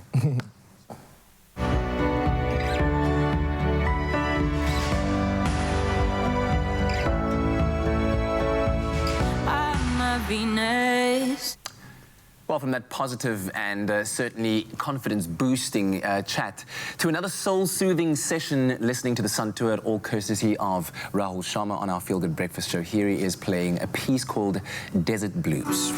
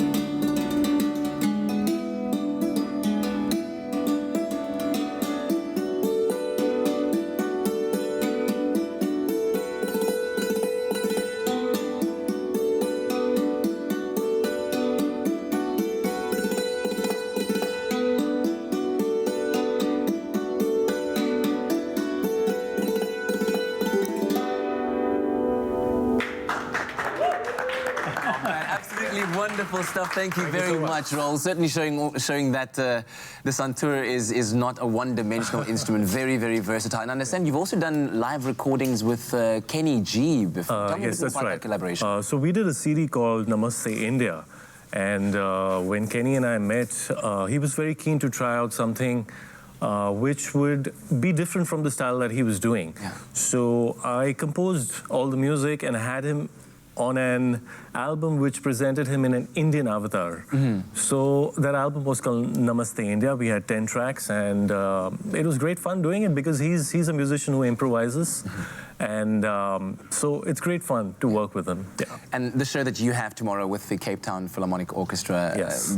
The world premiere of this show. That's right, it's a world premiere. It's happening in this beautiful city in Cape Town at the Opera House, Artscape. And for the very first time, the santoor will be part of an international orchestra like the Cape Town Orchestra, and it's history, actually. It's for the first time, so very excited about it, and hope people come and enjoy the concert. I'm sure they will. A very special thing for our city, for the country as well. So thank you for bringing the show to us. It's called a Symphony of Santoor, and it is at the Artscape Opera House tomorrow, the 21st of February. Tickets are available, so make sure that you book them and go and see this wonderful show. We have one more live performance coming from you later, right? Done. Yes. Excellent. In the meantime, link up with us on our social media pages and let us know what you thought about that soothing performance of Desert Blues.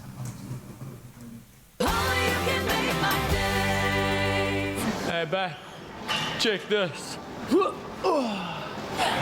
Fascinating. You know, I don't mean to brag or anything, but Don't ruin the moment. Prevent allergies or cold and flu with fast-acting powder nasal spray from the Nexa range. Brought to you by Pharmadynamics.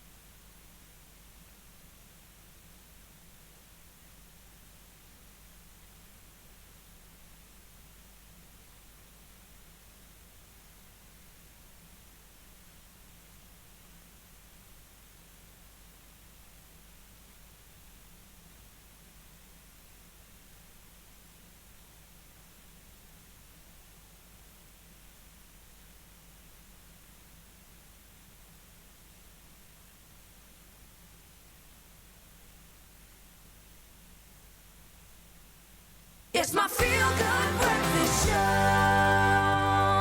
Welcome back. This is your Feel Good Breakfast Show, Expresso on SABC3. Hope you're having fun hanging out with us on this Thursday morning. I'm certainly having a lot of fun. And man, Symphony of the Santoor is going to be fantastic at the Artscape. And it's happening tomorrow, right? Absolutely, yeah. So you guys should definitely check that out. Right now, though, before we continue with the rest of the show, let's have a look at those news headlines. Let's start with our national news. The South African Transport and Allied Workers Union says it is not the fault of train drivers that the Passenger Rail Agency of South Africa's infrastructure is dilapidated and causing delays. It also called on people to respect PRASA staff after a female driver was stoned by irate commuters in KwaZulu-Natal. Nonhlanhla Dlamini, a 38-year-old mother, was hit on the head when commuters threw stones at her after she refused to stop the train between stations near Breodine while on the Durban to Stanger hunger run on Tuesday morning. Then the South African Revenue Service, or SARS, has said that going forward, its work will increasingly be informed by data-driven insights, self-learning computers, and artificial intelligence in a bid to fight tax evasion. SARS said it would therefore hire several executives in data-driven positions to harness the advances in big data and artificial intelligence for the tax collector. It is also in the process of modernizing its systems to provide digital and streamlined services to the public and rebuild trust and confidence in the tax collector.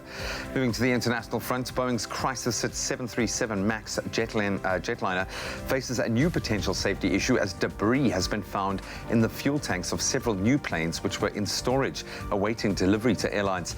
The head of Boeing's 737 program has told employees that the discovery was absolutely unacceptable. This as the 737 MAX remains grounded after it was banned from flying following two separate crashes which killed 346 people, one in Ethiopia last year. Then the Duke and Duchess of Sussex will formally step down as senior royals on the 31st of March. A spokesperson for the couple said yesterday Harry and Meghan will no longer execute duties on behalf of the Queen. However, arrangements will be reviewed after 12 months. After weeks of talks, the Queen is also believed to have told the couple they can no longer use the Sussex royal brand as the term royal is inconsistent with their current and new branding. And now a feel-good story that proves not all heroes wear capes. A scared little dog named Little Lulu was bundled live into a garbage bag and left abandoned on a vacant site in Mitchell's Plain near Cape Town. Fortunately, a kind-hearted passerby, Ricardo Daniel, remember that name, heard her muffled cries there on Monday and opened the trash bag. Ricardo contacted the Cape of Good Hope SPCA and waited at Lulu's side until the vehicle arrived. Lulu is still ill at the moment, battling a tick-borne disease, but the SPCA is hopeful of a recovery and would love to find her caring home. So if you have one, please be in touch with them. And they say they couldn't be more grateful to Ricardo for showing Lulu hopefully the first of many acts of kindness that will now be commonplace in her life. The SPCA added that Ricardo did indeed prove that not all heroes wear capes. Now, taking a brief glimpse into the world of entertainment, nobody wants to end their Valentine's Day by being held up at knife point, but that's exactly what British singer Harry Styles was faced with late this past Friday night when he was robbed by a man armed with a knife in Hampstead in London. The singer is reportedly pretty shaken up, but doing okay. We'll have more on that story later in our full entertainment report. For now, though, let's delve into our sporting headlines one last time.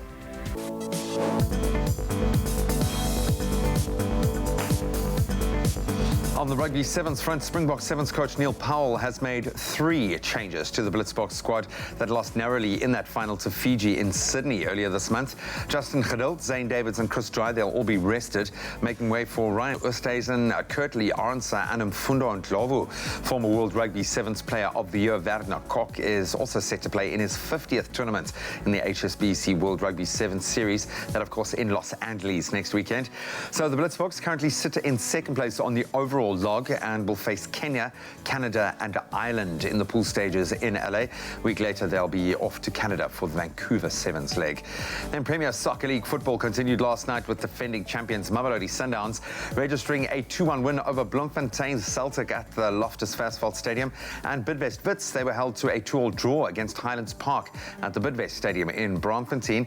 So Wits is now level on points with 4th place Supersport United. Highlands moving up 1 place to 7th on the log, and Sundowns, they leapfrog Pirates, moving up to 2nd place on the standings, just 4 points adrift of our current log leaders, Kaizer Chiefs. A little further afield, reigning English Premier League champions Manchester City, they got back to winning ways after securing a 2-0 win over West Ham United at the Etihad Stadium last night. Rodrigo opening the scoring at the half-an-hour mark with a header from a pretty difficult angle right to the bottom corner. Then Kevin Bryan, he added another in the 62nd minute to secure the win and take them to 54 points on the log. This was City's first match since being banned from European competitions for 2 seasons by UEFA. Speaking of which, and staying with news from UEFA, Jose Mourinho's Tottenham Hotspur suffered a 1-0 defeat to RB Leipzig in the UEFA Champions League first leg of round of 16 at the Tottenham Hotspur Stadium. And Italian football club Atalanta, they stunned Spanish giants Valencia 4-1 at the San Siro. Timo Werner scoring from the penalty spot in the 58th minute to hand Leipzig the win and that a vital away goal going into the second leg. and so most notably the second leg of the round of 16 will be played on Tuesday, the 10th of March. And then finally onto motorsport, defending Formula One world champion Lewis Hamilton. He topped the first day of pre-season winter testing in Spain.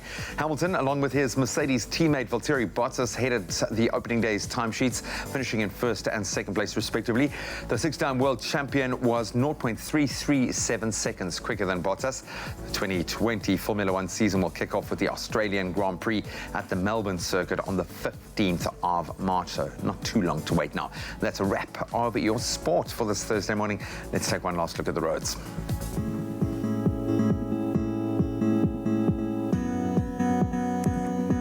The time is now 7 minutes past 8. Let's have a look at what's happening on the roads this morning. Starting off in Sandton, Gauteng. There has been an accident on Witkoppen Road before Ashta, causing heavy delays. Please approach with caution and be patient on the roads this morning. And down to the Western Cape in Bellville, on the N1 inbound, there's congestion between Durban Road and the Kuberg interchange. The average traveling speed is 15 kilometers an hour with delays up to 45 minutes. And lastly, Metro Rail Northern Line, there is signal power failure between Huguenot and Paarl, impacting inbound and outbound Wellington Line train service. Commuters are advised to use an alternative mode of transport this morning. That's your 8 o'clock traffic roundup. Right now, let's have a look at the weather with Kat.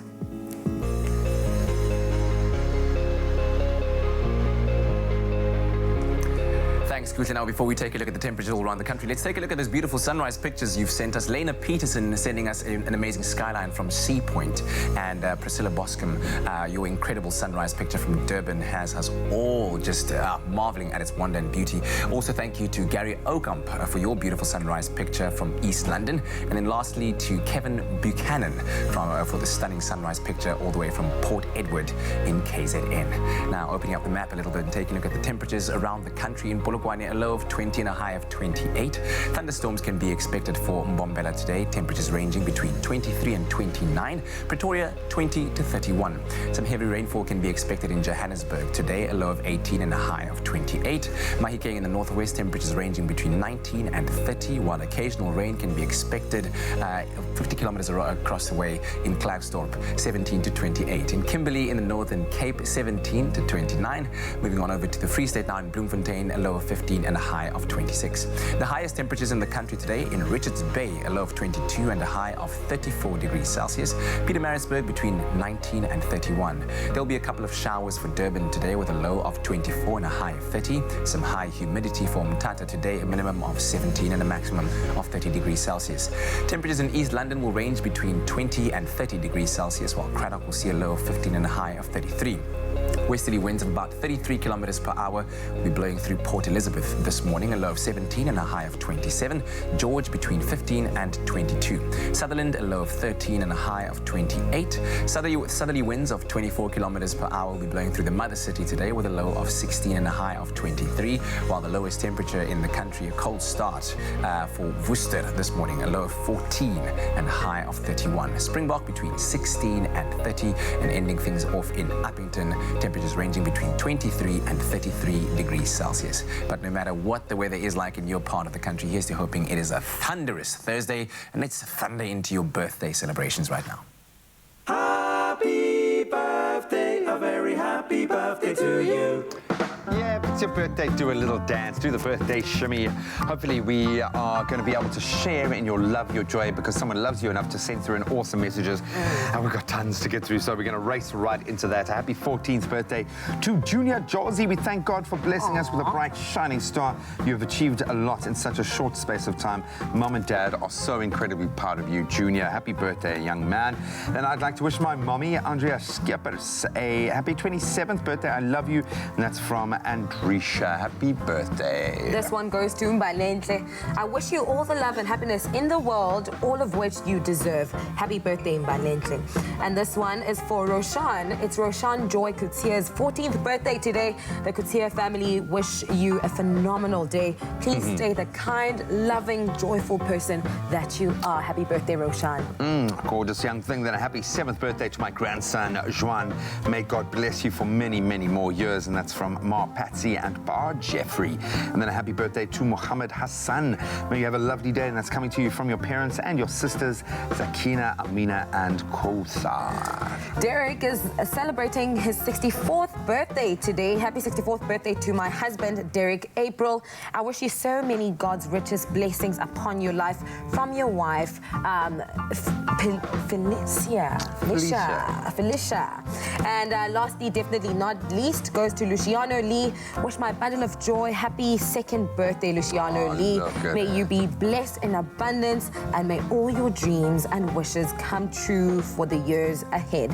From your mom and dad, we love you very, very much. Oh man, happy birthday. Hopefully you have the most amazing day and do get showered with blessings and plenty of presents as well. You can send those birthday messages to birthdays@cordova.tv, or you can send us a video. We love the videos. You can WhatsApp it to 071-6406-551. But from the two of us to you, happy birthday. Now, of course, Tropica Island of Treasure is back on your screens on the 3rd of March, only on SABC3. And in this season, 6 Smooth fans will be pairing up with 6 celebrities to compete for their share of Smooth fame and fortune. Now, let's meet Darren Solomon, who is the youngest contestant in this season of Tropica Island of Treasure Curacao. A very active guy, a very smart guy, and a real city boy, if you will. They say he's got the confidence of a lion. And so let's take a look at how this guy is preparing himself for Tropica Island of Treasure Curacao. My name is Darren Solomon, and I'm 22 years old. I've got a motto that I live my life by, and that is, if you look good, you'll feel good, and if you feel good, you'll do good. The reason why I entered Tropica Island of Treasure Season 9 is because I'm a highly competitive person, and I love a great challenge in life. I mean, as you can see, I've got the physique for the challenges as well. Leading up to the competition, I'm going to be eating well. I'm going to be exercising at least once or twice a day, explosive training, and also I'm going to be playing some mind games, puzzle games, because I know that they're always going to throw in a cheeky twist on the island. The first time I met Darren, it was like, I believe, like 7 or 8 years ago.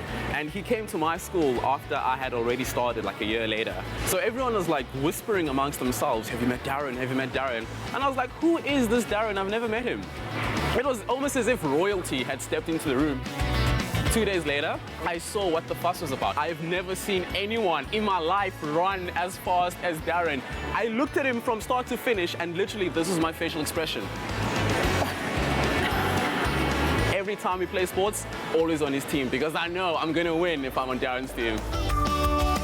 When I was selected as one of the candidates, the first people I told was my uncle and aunt. They were like, you're gonna make this, you just made it, you're one of the 10,000 people to have made it, and I was super excited. I didn't know what to do with myself. I think Darren has a very, very good chance of winning. He's very much determined, he's super fit, and he's very competitive. When it comes to his athletic abilities, 10 out of 10.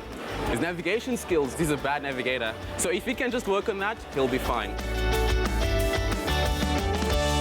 My mother really sculptured me into the person I am today with her principles and values. Over the years, I've learned to create my own set of values and principles that I like to live my life by.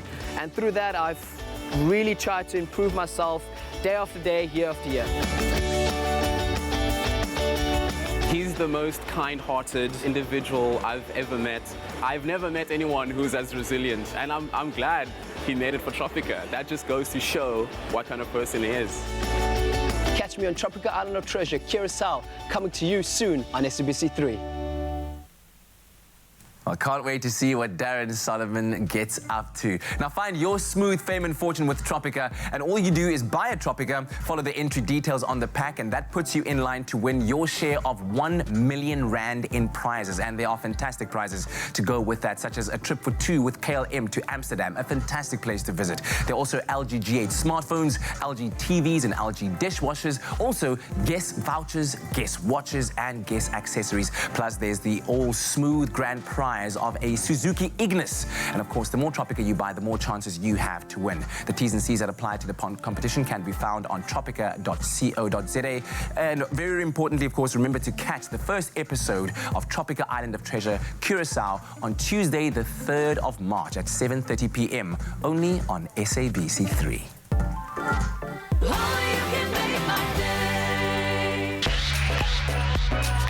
Tropical Island of Treasure is back for a 9th season, and this time around we're coming to you from the Dutch Caribbean island of Curacao.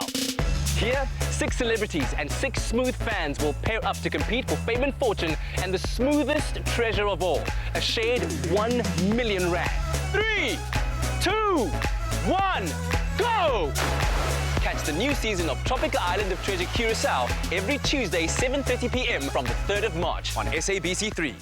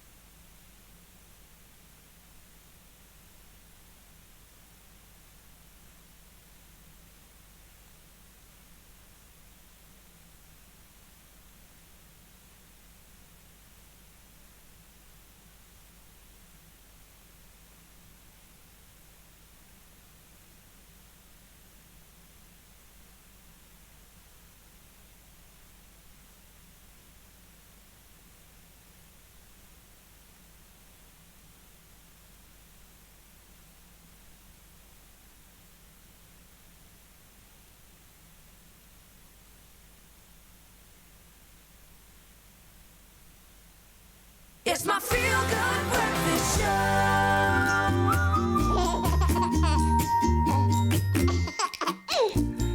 Welcome back. This is your feel-good breakfast show, Expresso on SABC3. And of course, whenever you hear that tune, you know that it's time for us to get all cute, get all parental. It's baby talk time.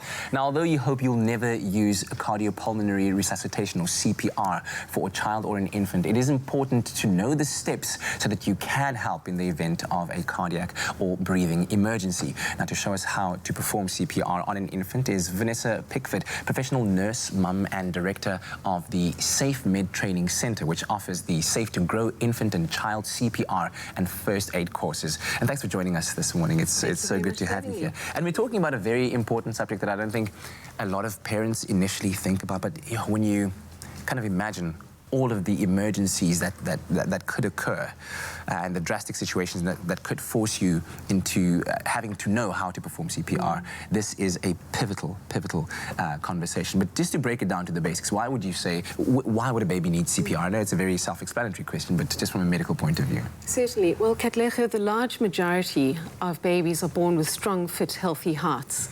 So something has occurred which interrupts the baby's ability to breathe and therefore oxygenate, which ultimately results in their heart stop beating. So that could be a variety of reasons. Anything that ultimately prevents the baby from breathing. It could be drowning, choking or aspiration, smothering, suffocation, severe allergic reaction.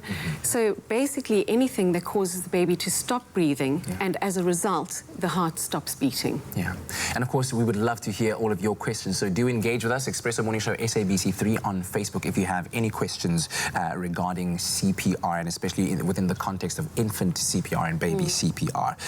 When we talk about infant CPR, at what age are we talking about? Obviously, from the day that a child is born, you need to be able to perform these, but what exactly are we focusing on? So absolutely right. An infant is that first year of the baby's life. So we tend to say from the day that they exit their mum's uterus to the time that they blow out the candles on the first birthday cake. So that first year of life is infant CPR. We obviously encourage parents to learn the skills whilst the baby is still in utero. So in that antenatal phase, so that on the day that they're able to take their baby home from hospital, they're already equipped with the skills and knowledge to perform CPR. Some viewers out there might be watching and thinking, if an emergency should occur at home, would it not be better to get straight into the car, get to the nearest medical facility, or maybe even call an emergency line and wait for the paramedics to arrive instead of trying to perform CPR on your own? What would your thoughts be on that? CPR is life-saving. The reality is that when your heart stops beating and you stop breathing, you need to be able to re-establish oxygenation and circulation quickly in order to prevent irreversible brain damage and death. You have 10 golden minutes in which to do so. 10 minutes? 10 minutes. So by the end of 10 minutes, most often the baby is brain dead and unable to be resuscitated. So if the parents are going to wait for the ambulance to arrive, or potentially put the baby in the car and take a helter-skelter drive to the hospital, by the time they get there, or by the time the ambulance arrives, the baby is unable to be resuscitated. So we encourage all parents to know how to give effective chest compressions and breaths for the baby whilst waiting for the ambulance to arrive. That is the baby's best possible chance of survival. Now, you're at home and you can immediately sense that something is going wrong. When do you know this is the time to start CPR? Well, we teach the parents a particular assessment or check which would establish whether or not the baby requires CPR. Essentially, that baby needs to be unresponsive, so they cannot wake the baby up, there are no obvious signs of life, and the baby is not breathing. So with those two checks, you would then start your chest compressions and your breaths. I know in the movies they always show people frittling around trying to find a pulse, but the reality is that when your adrenaline is pumping and you get a little tremor in your hand and your circulation is pumping harder and faster, it is going to be very, very difficult for you to establish whether or not the baby has a pulse. So we do not do a pulse check. It is exclusively, is the baby responding and is the baby breathing? Well, wonderful insights, and thank you for joining us this morning. We really do appreciate it, and of course we'd love to hear from you on our Expresso Morning Show SABC3 Facebook page. Ask us any questions that you have in relation to CPR, especially infant CPR. We'll be joined a little bit later on by two moms, as well as our expert guest here to further discuss this topic. So now, acts of ordinary courage or brave compassion that put the health of patients first. These are the acts of our everyday healthcare professionals. And we have an opportunity now to join News 24 and Adcock Ingram's OTC in celebrating and sharing your stories of pharmacists and healthcare professionals who have gone above and beyond the day-to-day call of duty. We here at Expresso are very proud to bring you sponsors of Brave. And we're going to chat to Financial Director of Adcock Ingram over the counter, Yudhvir Singh and Andrea Firth, editor of Brand Studio 24, about what sounds like an amazing and very necessary campaign. Guys, good morning, welcome to it. Good morning. Very, very cool in principle. I think we definitely need to find out a bit more. Yudhvir, maybe you can give me some context of sponsors of Brave and why you guys wanted to get behind something like this. So, Graham, how this started was, if we look around South Africa and around the world, we are inundated with news that's negative. What happens is this dampens everyone's spirit and mood. With this campaign, we're trying to change that. We're trying to give South Africans an opportunity to recognize, acknowledge, and celebrate other citizens who are doing good or doing the right thing out there in our communities. With the hope to change that. Specifically to this campaign, we've seen healthcare practitioners, which is your doctors, your nurses, pharmacists, and paramedics. These are individuals that, on a daily basis, they serve us, they help us, and they save lives. Yet they are very rarely celebrated or acknowledged for these tasks.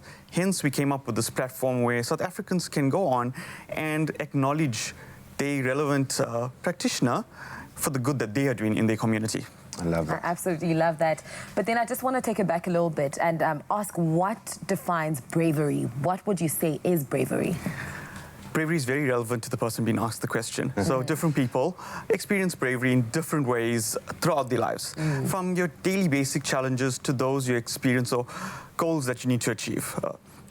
Personally, for myself, I'm going to give you an example of bravery that I experienced that's very close to home. I have a nephew, Dhruv, who's 8 years old. He was diagnosed with spastic diplegia. This basically meant that he had very little ability to walk on his own, so he needs a walking aid. And this is a kid that's 8 that hasn't let that bring him down. He still attends a mainstream school, participates in the events, be it concerts or sports days. Every day he wakes up, he's still happy, he still does everything he wants to do, and he doesn't let his difficulties bring him down or stop him or restrict him in any way or define him for that. Which is absolutely amazing, and that's bravery for me. And especially coming from a kid that's 8, it's amazing to see. We can learn lessons, and I think this is the take-home here. And you've touched on this to a little degree, the fact that we do need some kind of positive influence. Maybe I can put this to both of you. Why do you think it's so important to drive a positive message now? If you look at it, we take negative news, and what we do is we amplify it. We share it on all the different social media platforms, and that doesn't create a good vibe, if I can call it that. We need to take the positive news and do that. And you'll see there's lots of positive around us, even among the negative, but just that we don't amplify it as much as we need to. Currently, where we are, where we see ourselves as a country as well, we need to embrace the positive that's happening and fall on that rather than concentrate on the negative. More now than ever. Agreed, 100%.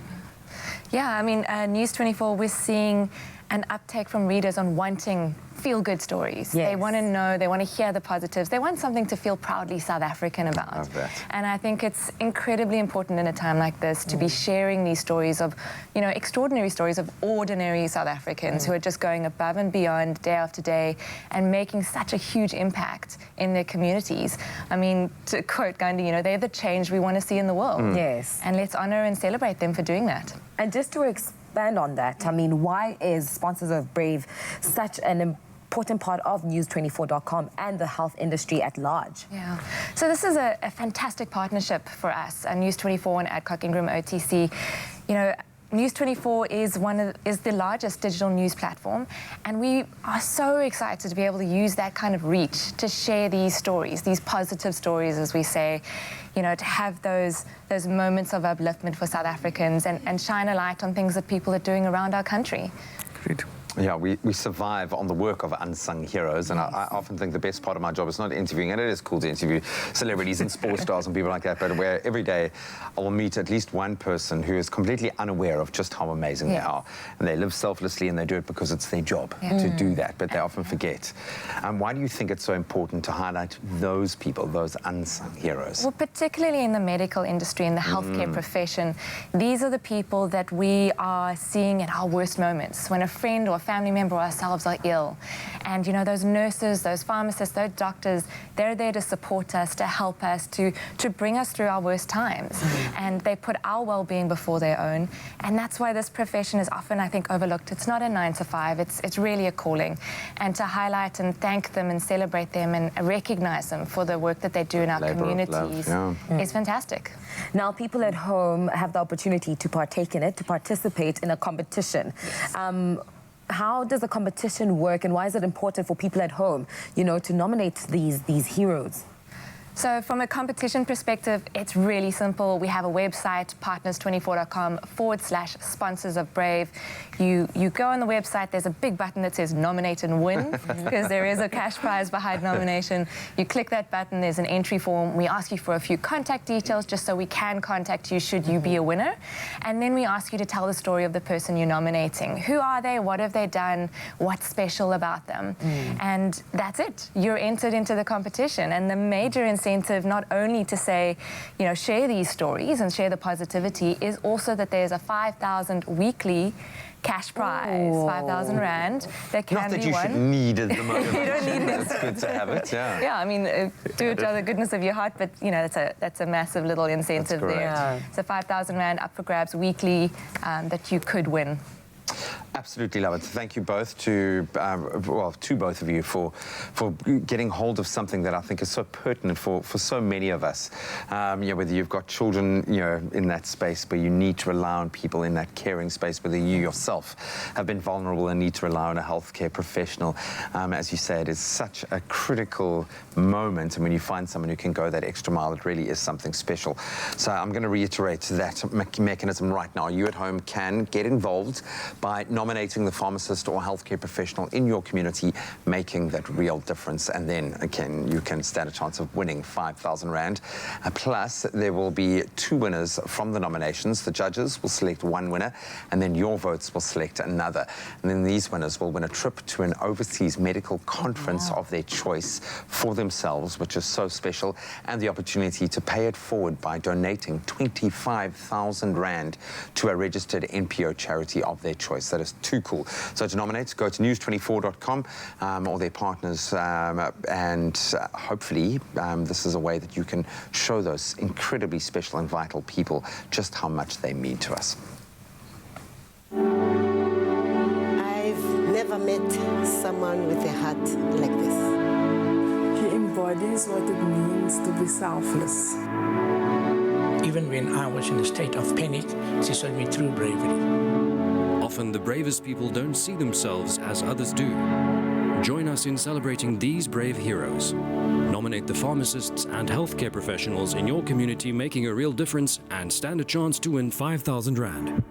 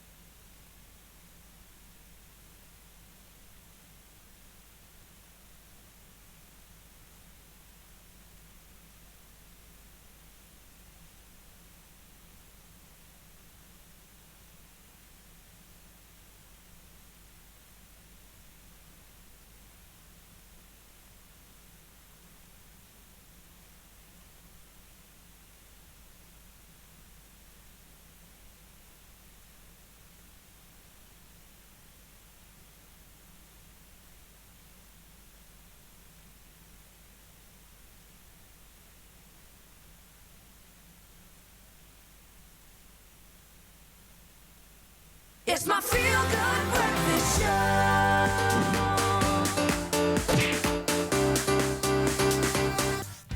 Welcome back. This is your Feel Good Breakfast Show. It's a Thursday morning, and my, oh my, what a show it has been. Thank you very much for hanging around with us and spending your morning with us. We do really appreciate it. Right now, let's get into the vibe.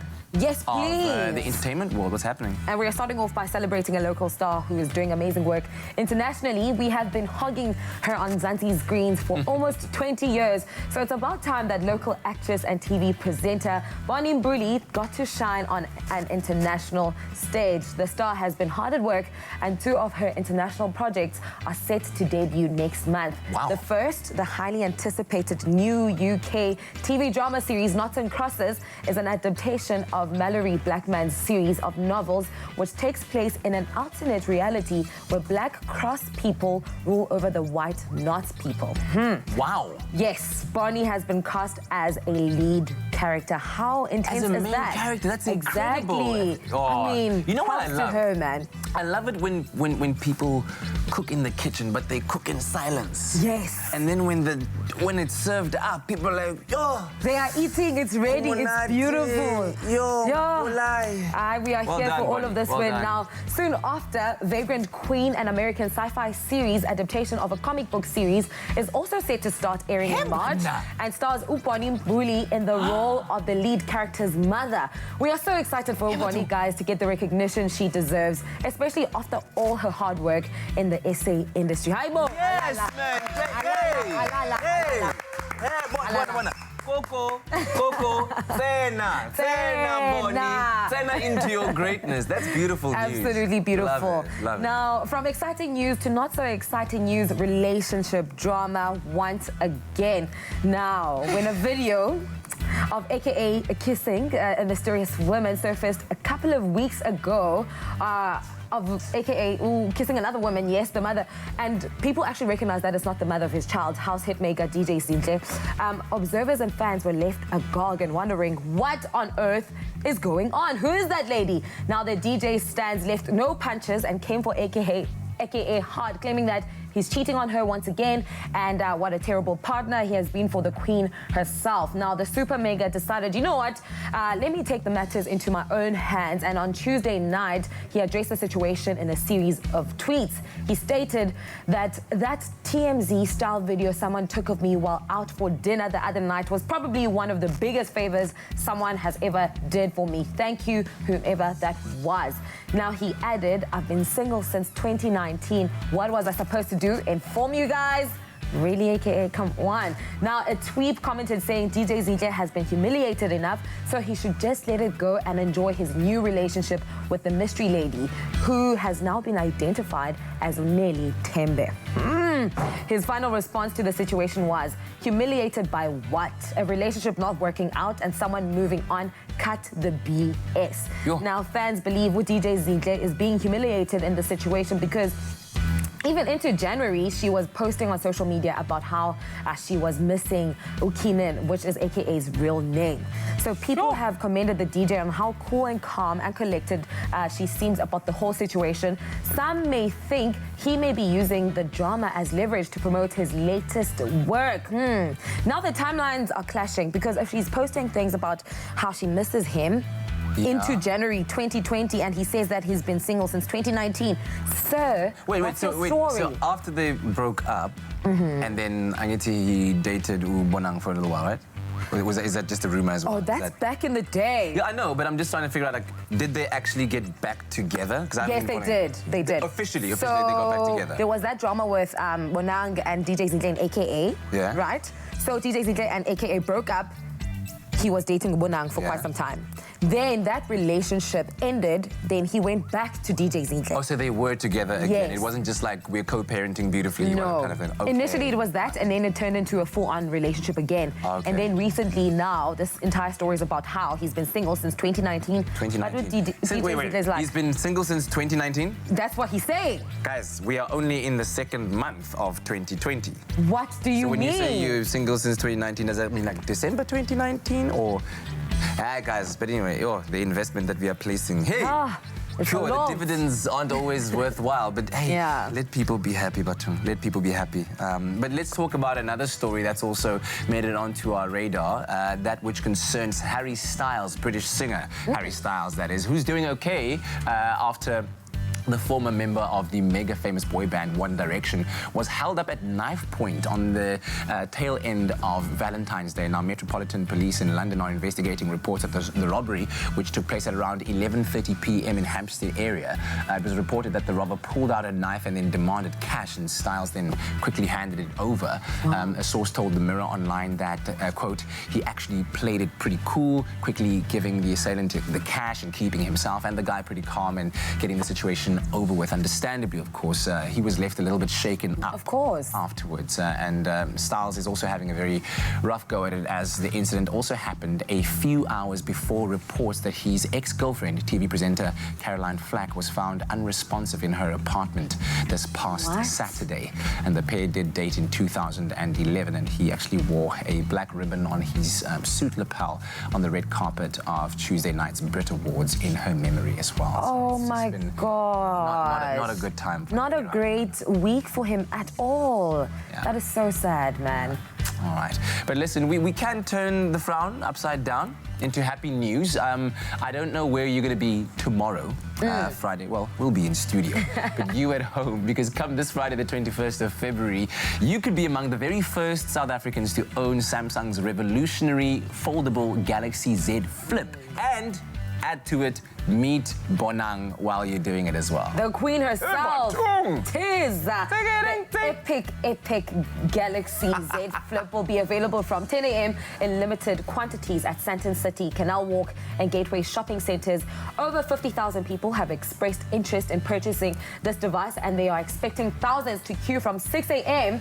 in order to qualify for the exclusive gift of Galaxy Buds Plus, valued at 2,999. That's pretty cool. I mean, you better be watching the show at that time on YouTube, please. The AKGs as well. Oh, beautiful stuff. That's So, slick. yeah, if you're going to be in the Joburg area and head on to, you might want to head on to Sandton City. And, of course, you'll not only get the chance to meet Bonang in person, check out the Galaxy Z Flip, which you might be the owner of, but you'll also get to meet the likes of Casper Nyovest. He's going to be there. DJ Fresh is going to be there. Azania is going to be there. Many more are going to be there. Even more will be there. It's Are gonna be... you going to be there? like we've said before, Samsung knows exactly how to do the ultimate most. So make sure you check out their Galaxy Experiential Studios this Friday at either Sandton City, Gateway, or Canal Walk. Don't miss out.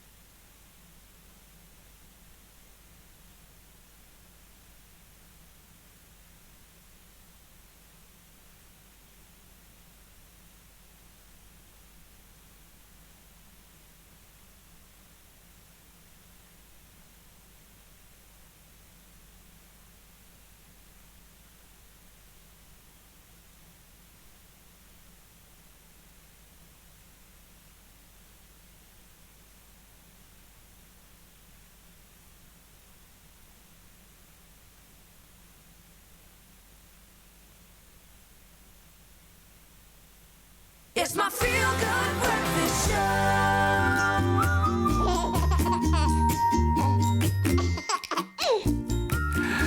Welcome back. This is your Feel Good Breakfast Show. It's a Thursday morning. Hopefully those giggles have put a smile on your face as we prepare for another baby talk right now, where we are learning something very, very important, something that all parents and future parents should be learning about. We're talking about infant CPR. And we're joined this morning by Deslin, who is now 5 months pregnant, mommy-to-be, awaiting a little boy. Yes, very excited. She's possibly going to name him Katleho. We don't know. High five for that, Vanessa. Yes, get in here. High five. And then also Leanne is here, mom to six-week-old Ava, Yes, who is here and has just had us all blushing. And I don't know about you moms, but have you learned about infant CPR yet? Yes, I did a course a few years ago. Okay. But yeah, I haven't brushed up in a while. All right. And what about you, Dis? I also did a first aid course at work, also a while ago, so it'll be good just to brush up a bit. This is my absolute first time, and something that I should have done it, but I'm glad to be doing it now, rather late than never. Indeed. Let's quickly talk about what we're going to be practicing here, which is infant CPR. When you think CPR, you think chest compressions. Quite right. That is by far and large the most important aspect of CPR, because after all, if there's no circulation, that oxygen's not going to be carried to the brain. Yeah. So the chest compressions are the most important. However, before we start those, we need to establish that the baby is unresponsive and not breathing. As you said, the check. Quite right. And when one thinks about chest compressions, and at least what I've heard is that you kind of have to be very firm about it, especially when you're doing it on adults, but there's a risk of hurting the person when you're doing it.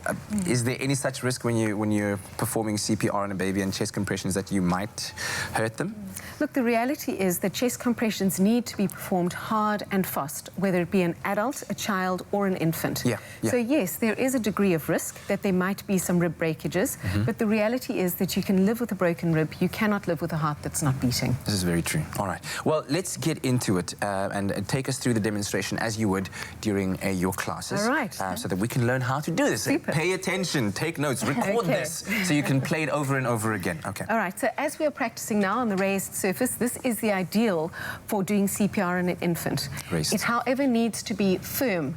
It cannot be cushioned in any way. So if it's the couch, the back seat of a car, the bed, the change mat, those are unsuitable because when you push down on the front, it gives way at the back. So a firm, flat surface like this. Once we have established that there is no response from the infant, that is the point at which we'll raise it to the firm, flat surface. So our first action should actually be, upon approaching the infant, making sure that we are safe to give assistance and there's no risk to ourselves or the infant.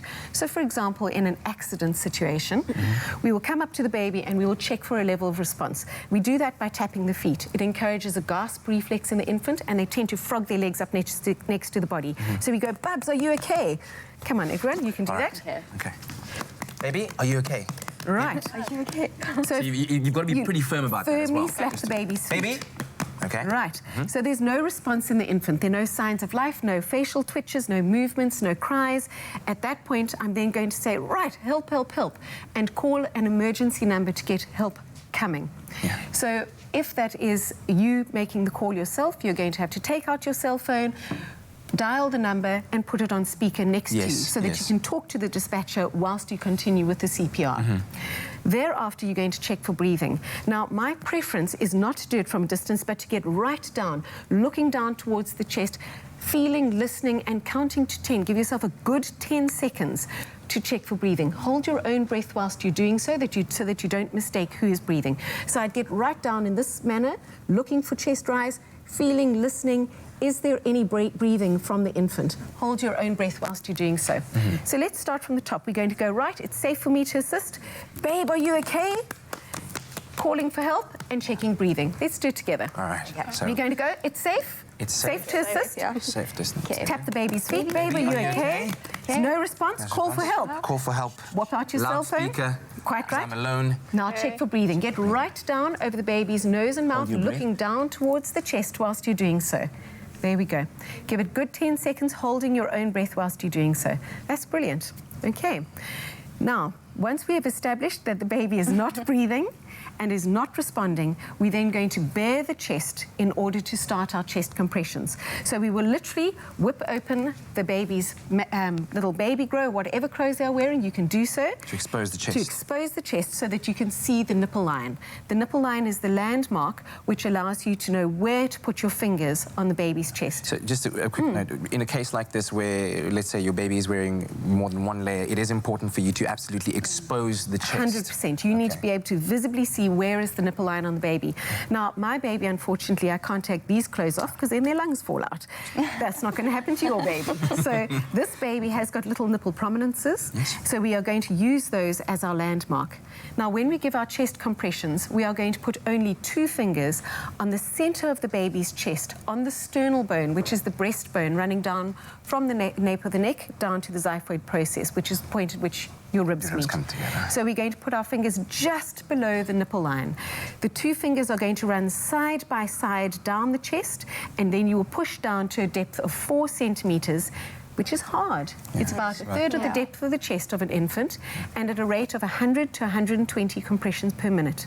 Now, because the baby's neck is so short, if we hold the baby's head slightly open into the open airway position, we can actually facilitate some air exchange whilst we are doing the chest compressions. So ladies and Katlego, what I would like you to do now is feel for those nipples, right? Put 2 fingers on the center of the baby's chest, just below the nipple line. I want the tips of the fingers onto the breastbone, please. Right, perfect.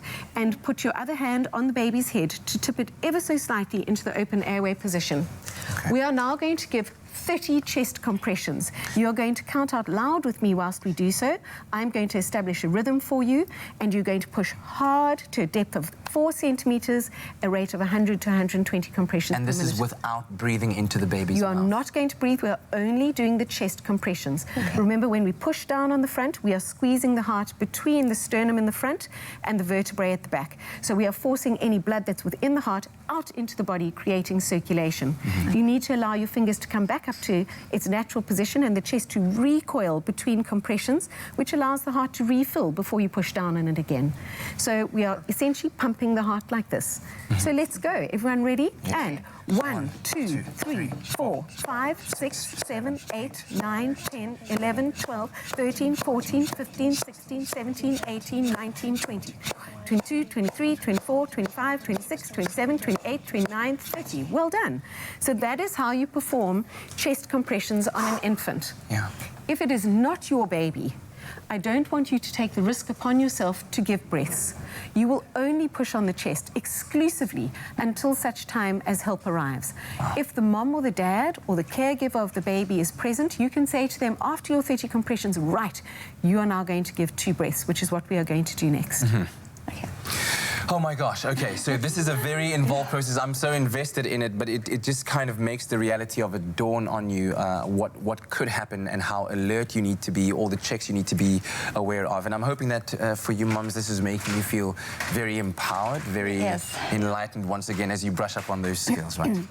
Fantastic. Vanessa, thank you very much. All right, can we keep going? Yes, please. Right. You're about to show us how to give the breath. When we give the breaths to the infant, which is 2 breaths after every 30 compressions, you're going to put your mouth over the nose and the mouth of the baby. Okay.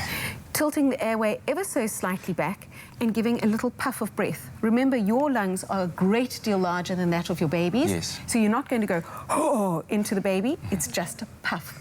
The moment you see the chest rise, you will stop, because that is the visible indication that your breath has been effective.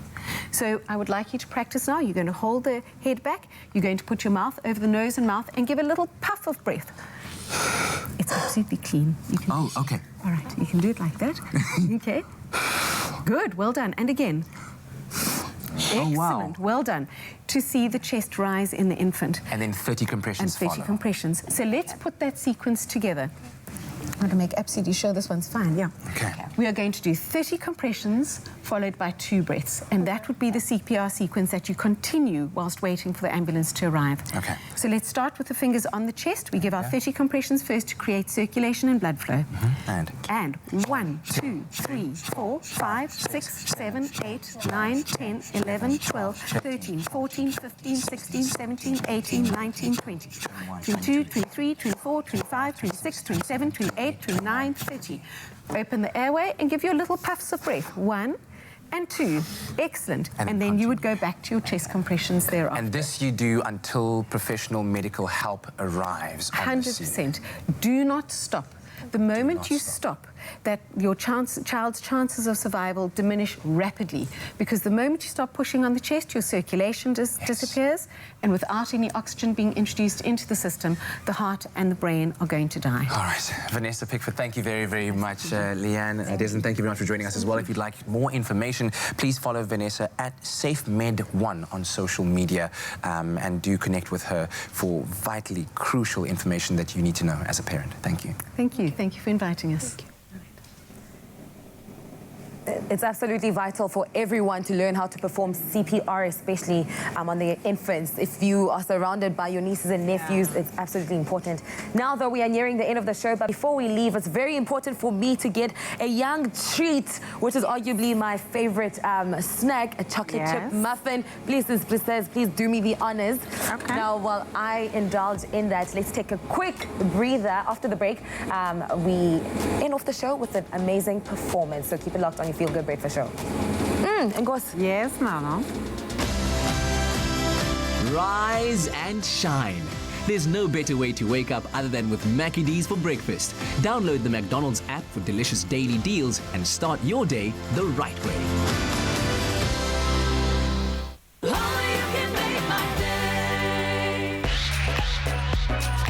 My name's Colleen Weinhardt and I'm 26 years old. The reason I entered Tropica Island of Treasure Season 9 is because I watched the previous season and it looked like so much fun, and I think I really need an island vacation. How I'm preparing for the island and the challenges that are going to be there, I'm doing a lot of mental activities to keep my brain sharp, and I've started hitting the gym really hard. My family is very important to me, so my little sister is my biggest fan, and one of my biggest motivators is my friend Klaus. Whatever she puts her mind to, she will achieve it, no matter what she does. She's got a drive like no other. Yeah. When we heard she's in Tropica Island of Treasure, we were over the moon, because I still gave her my gym membership to get there. They were super excited when I told them that I'm going to enter Tropica, and then when I finally told them that I got it, they basically jumped out of their seats. So I think they're very excited to see what this journey holds. Watch me on Tropica Island of Treasure Curacao, coming to you soon on SABC3.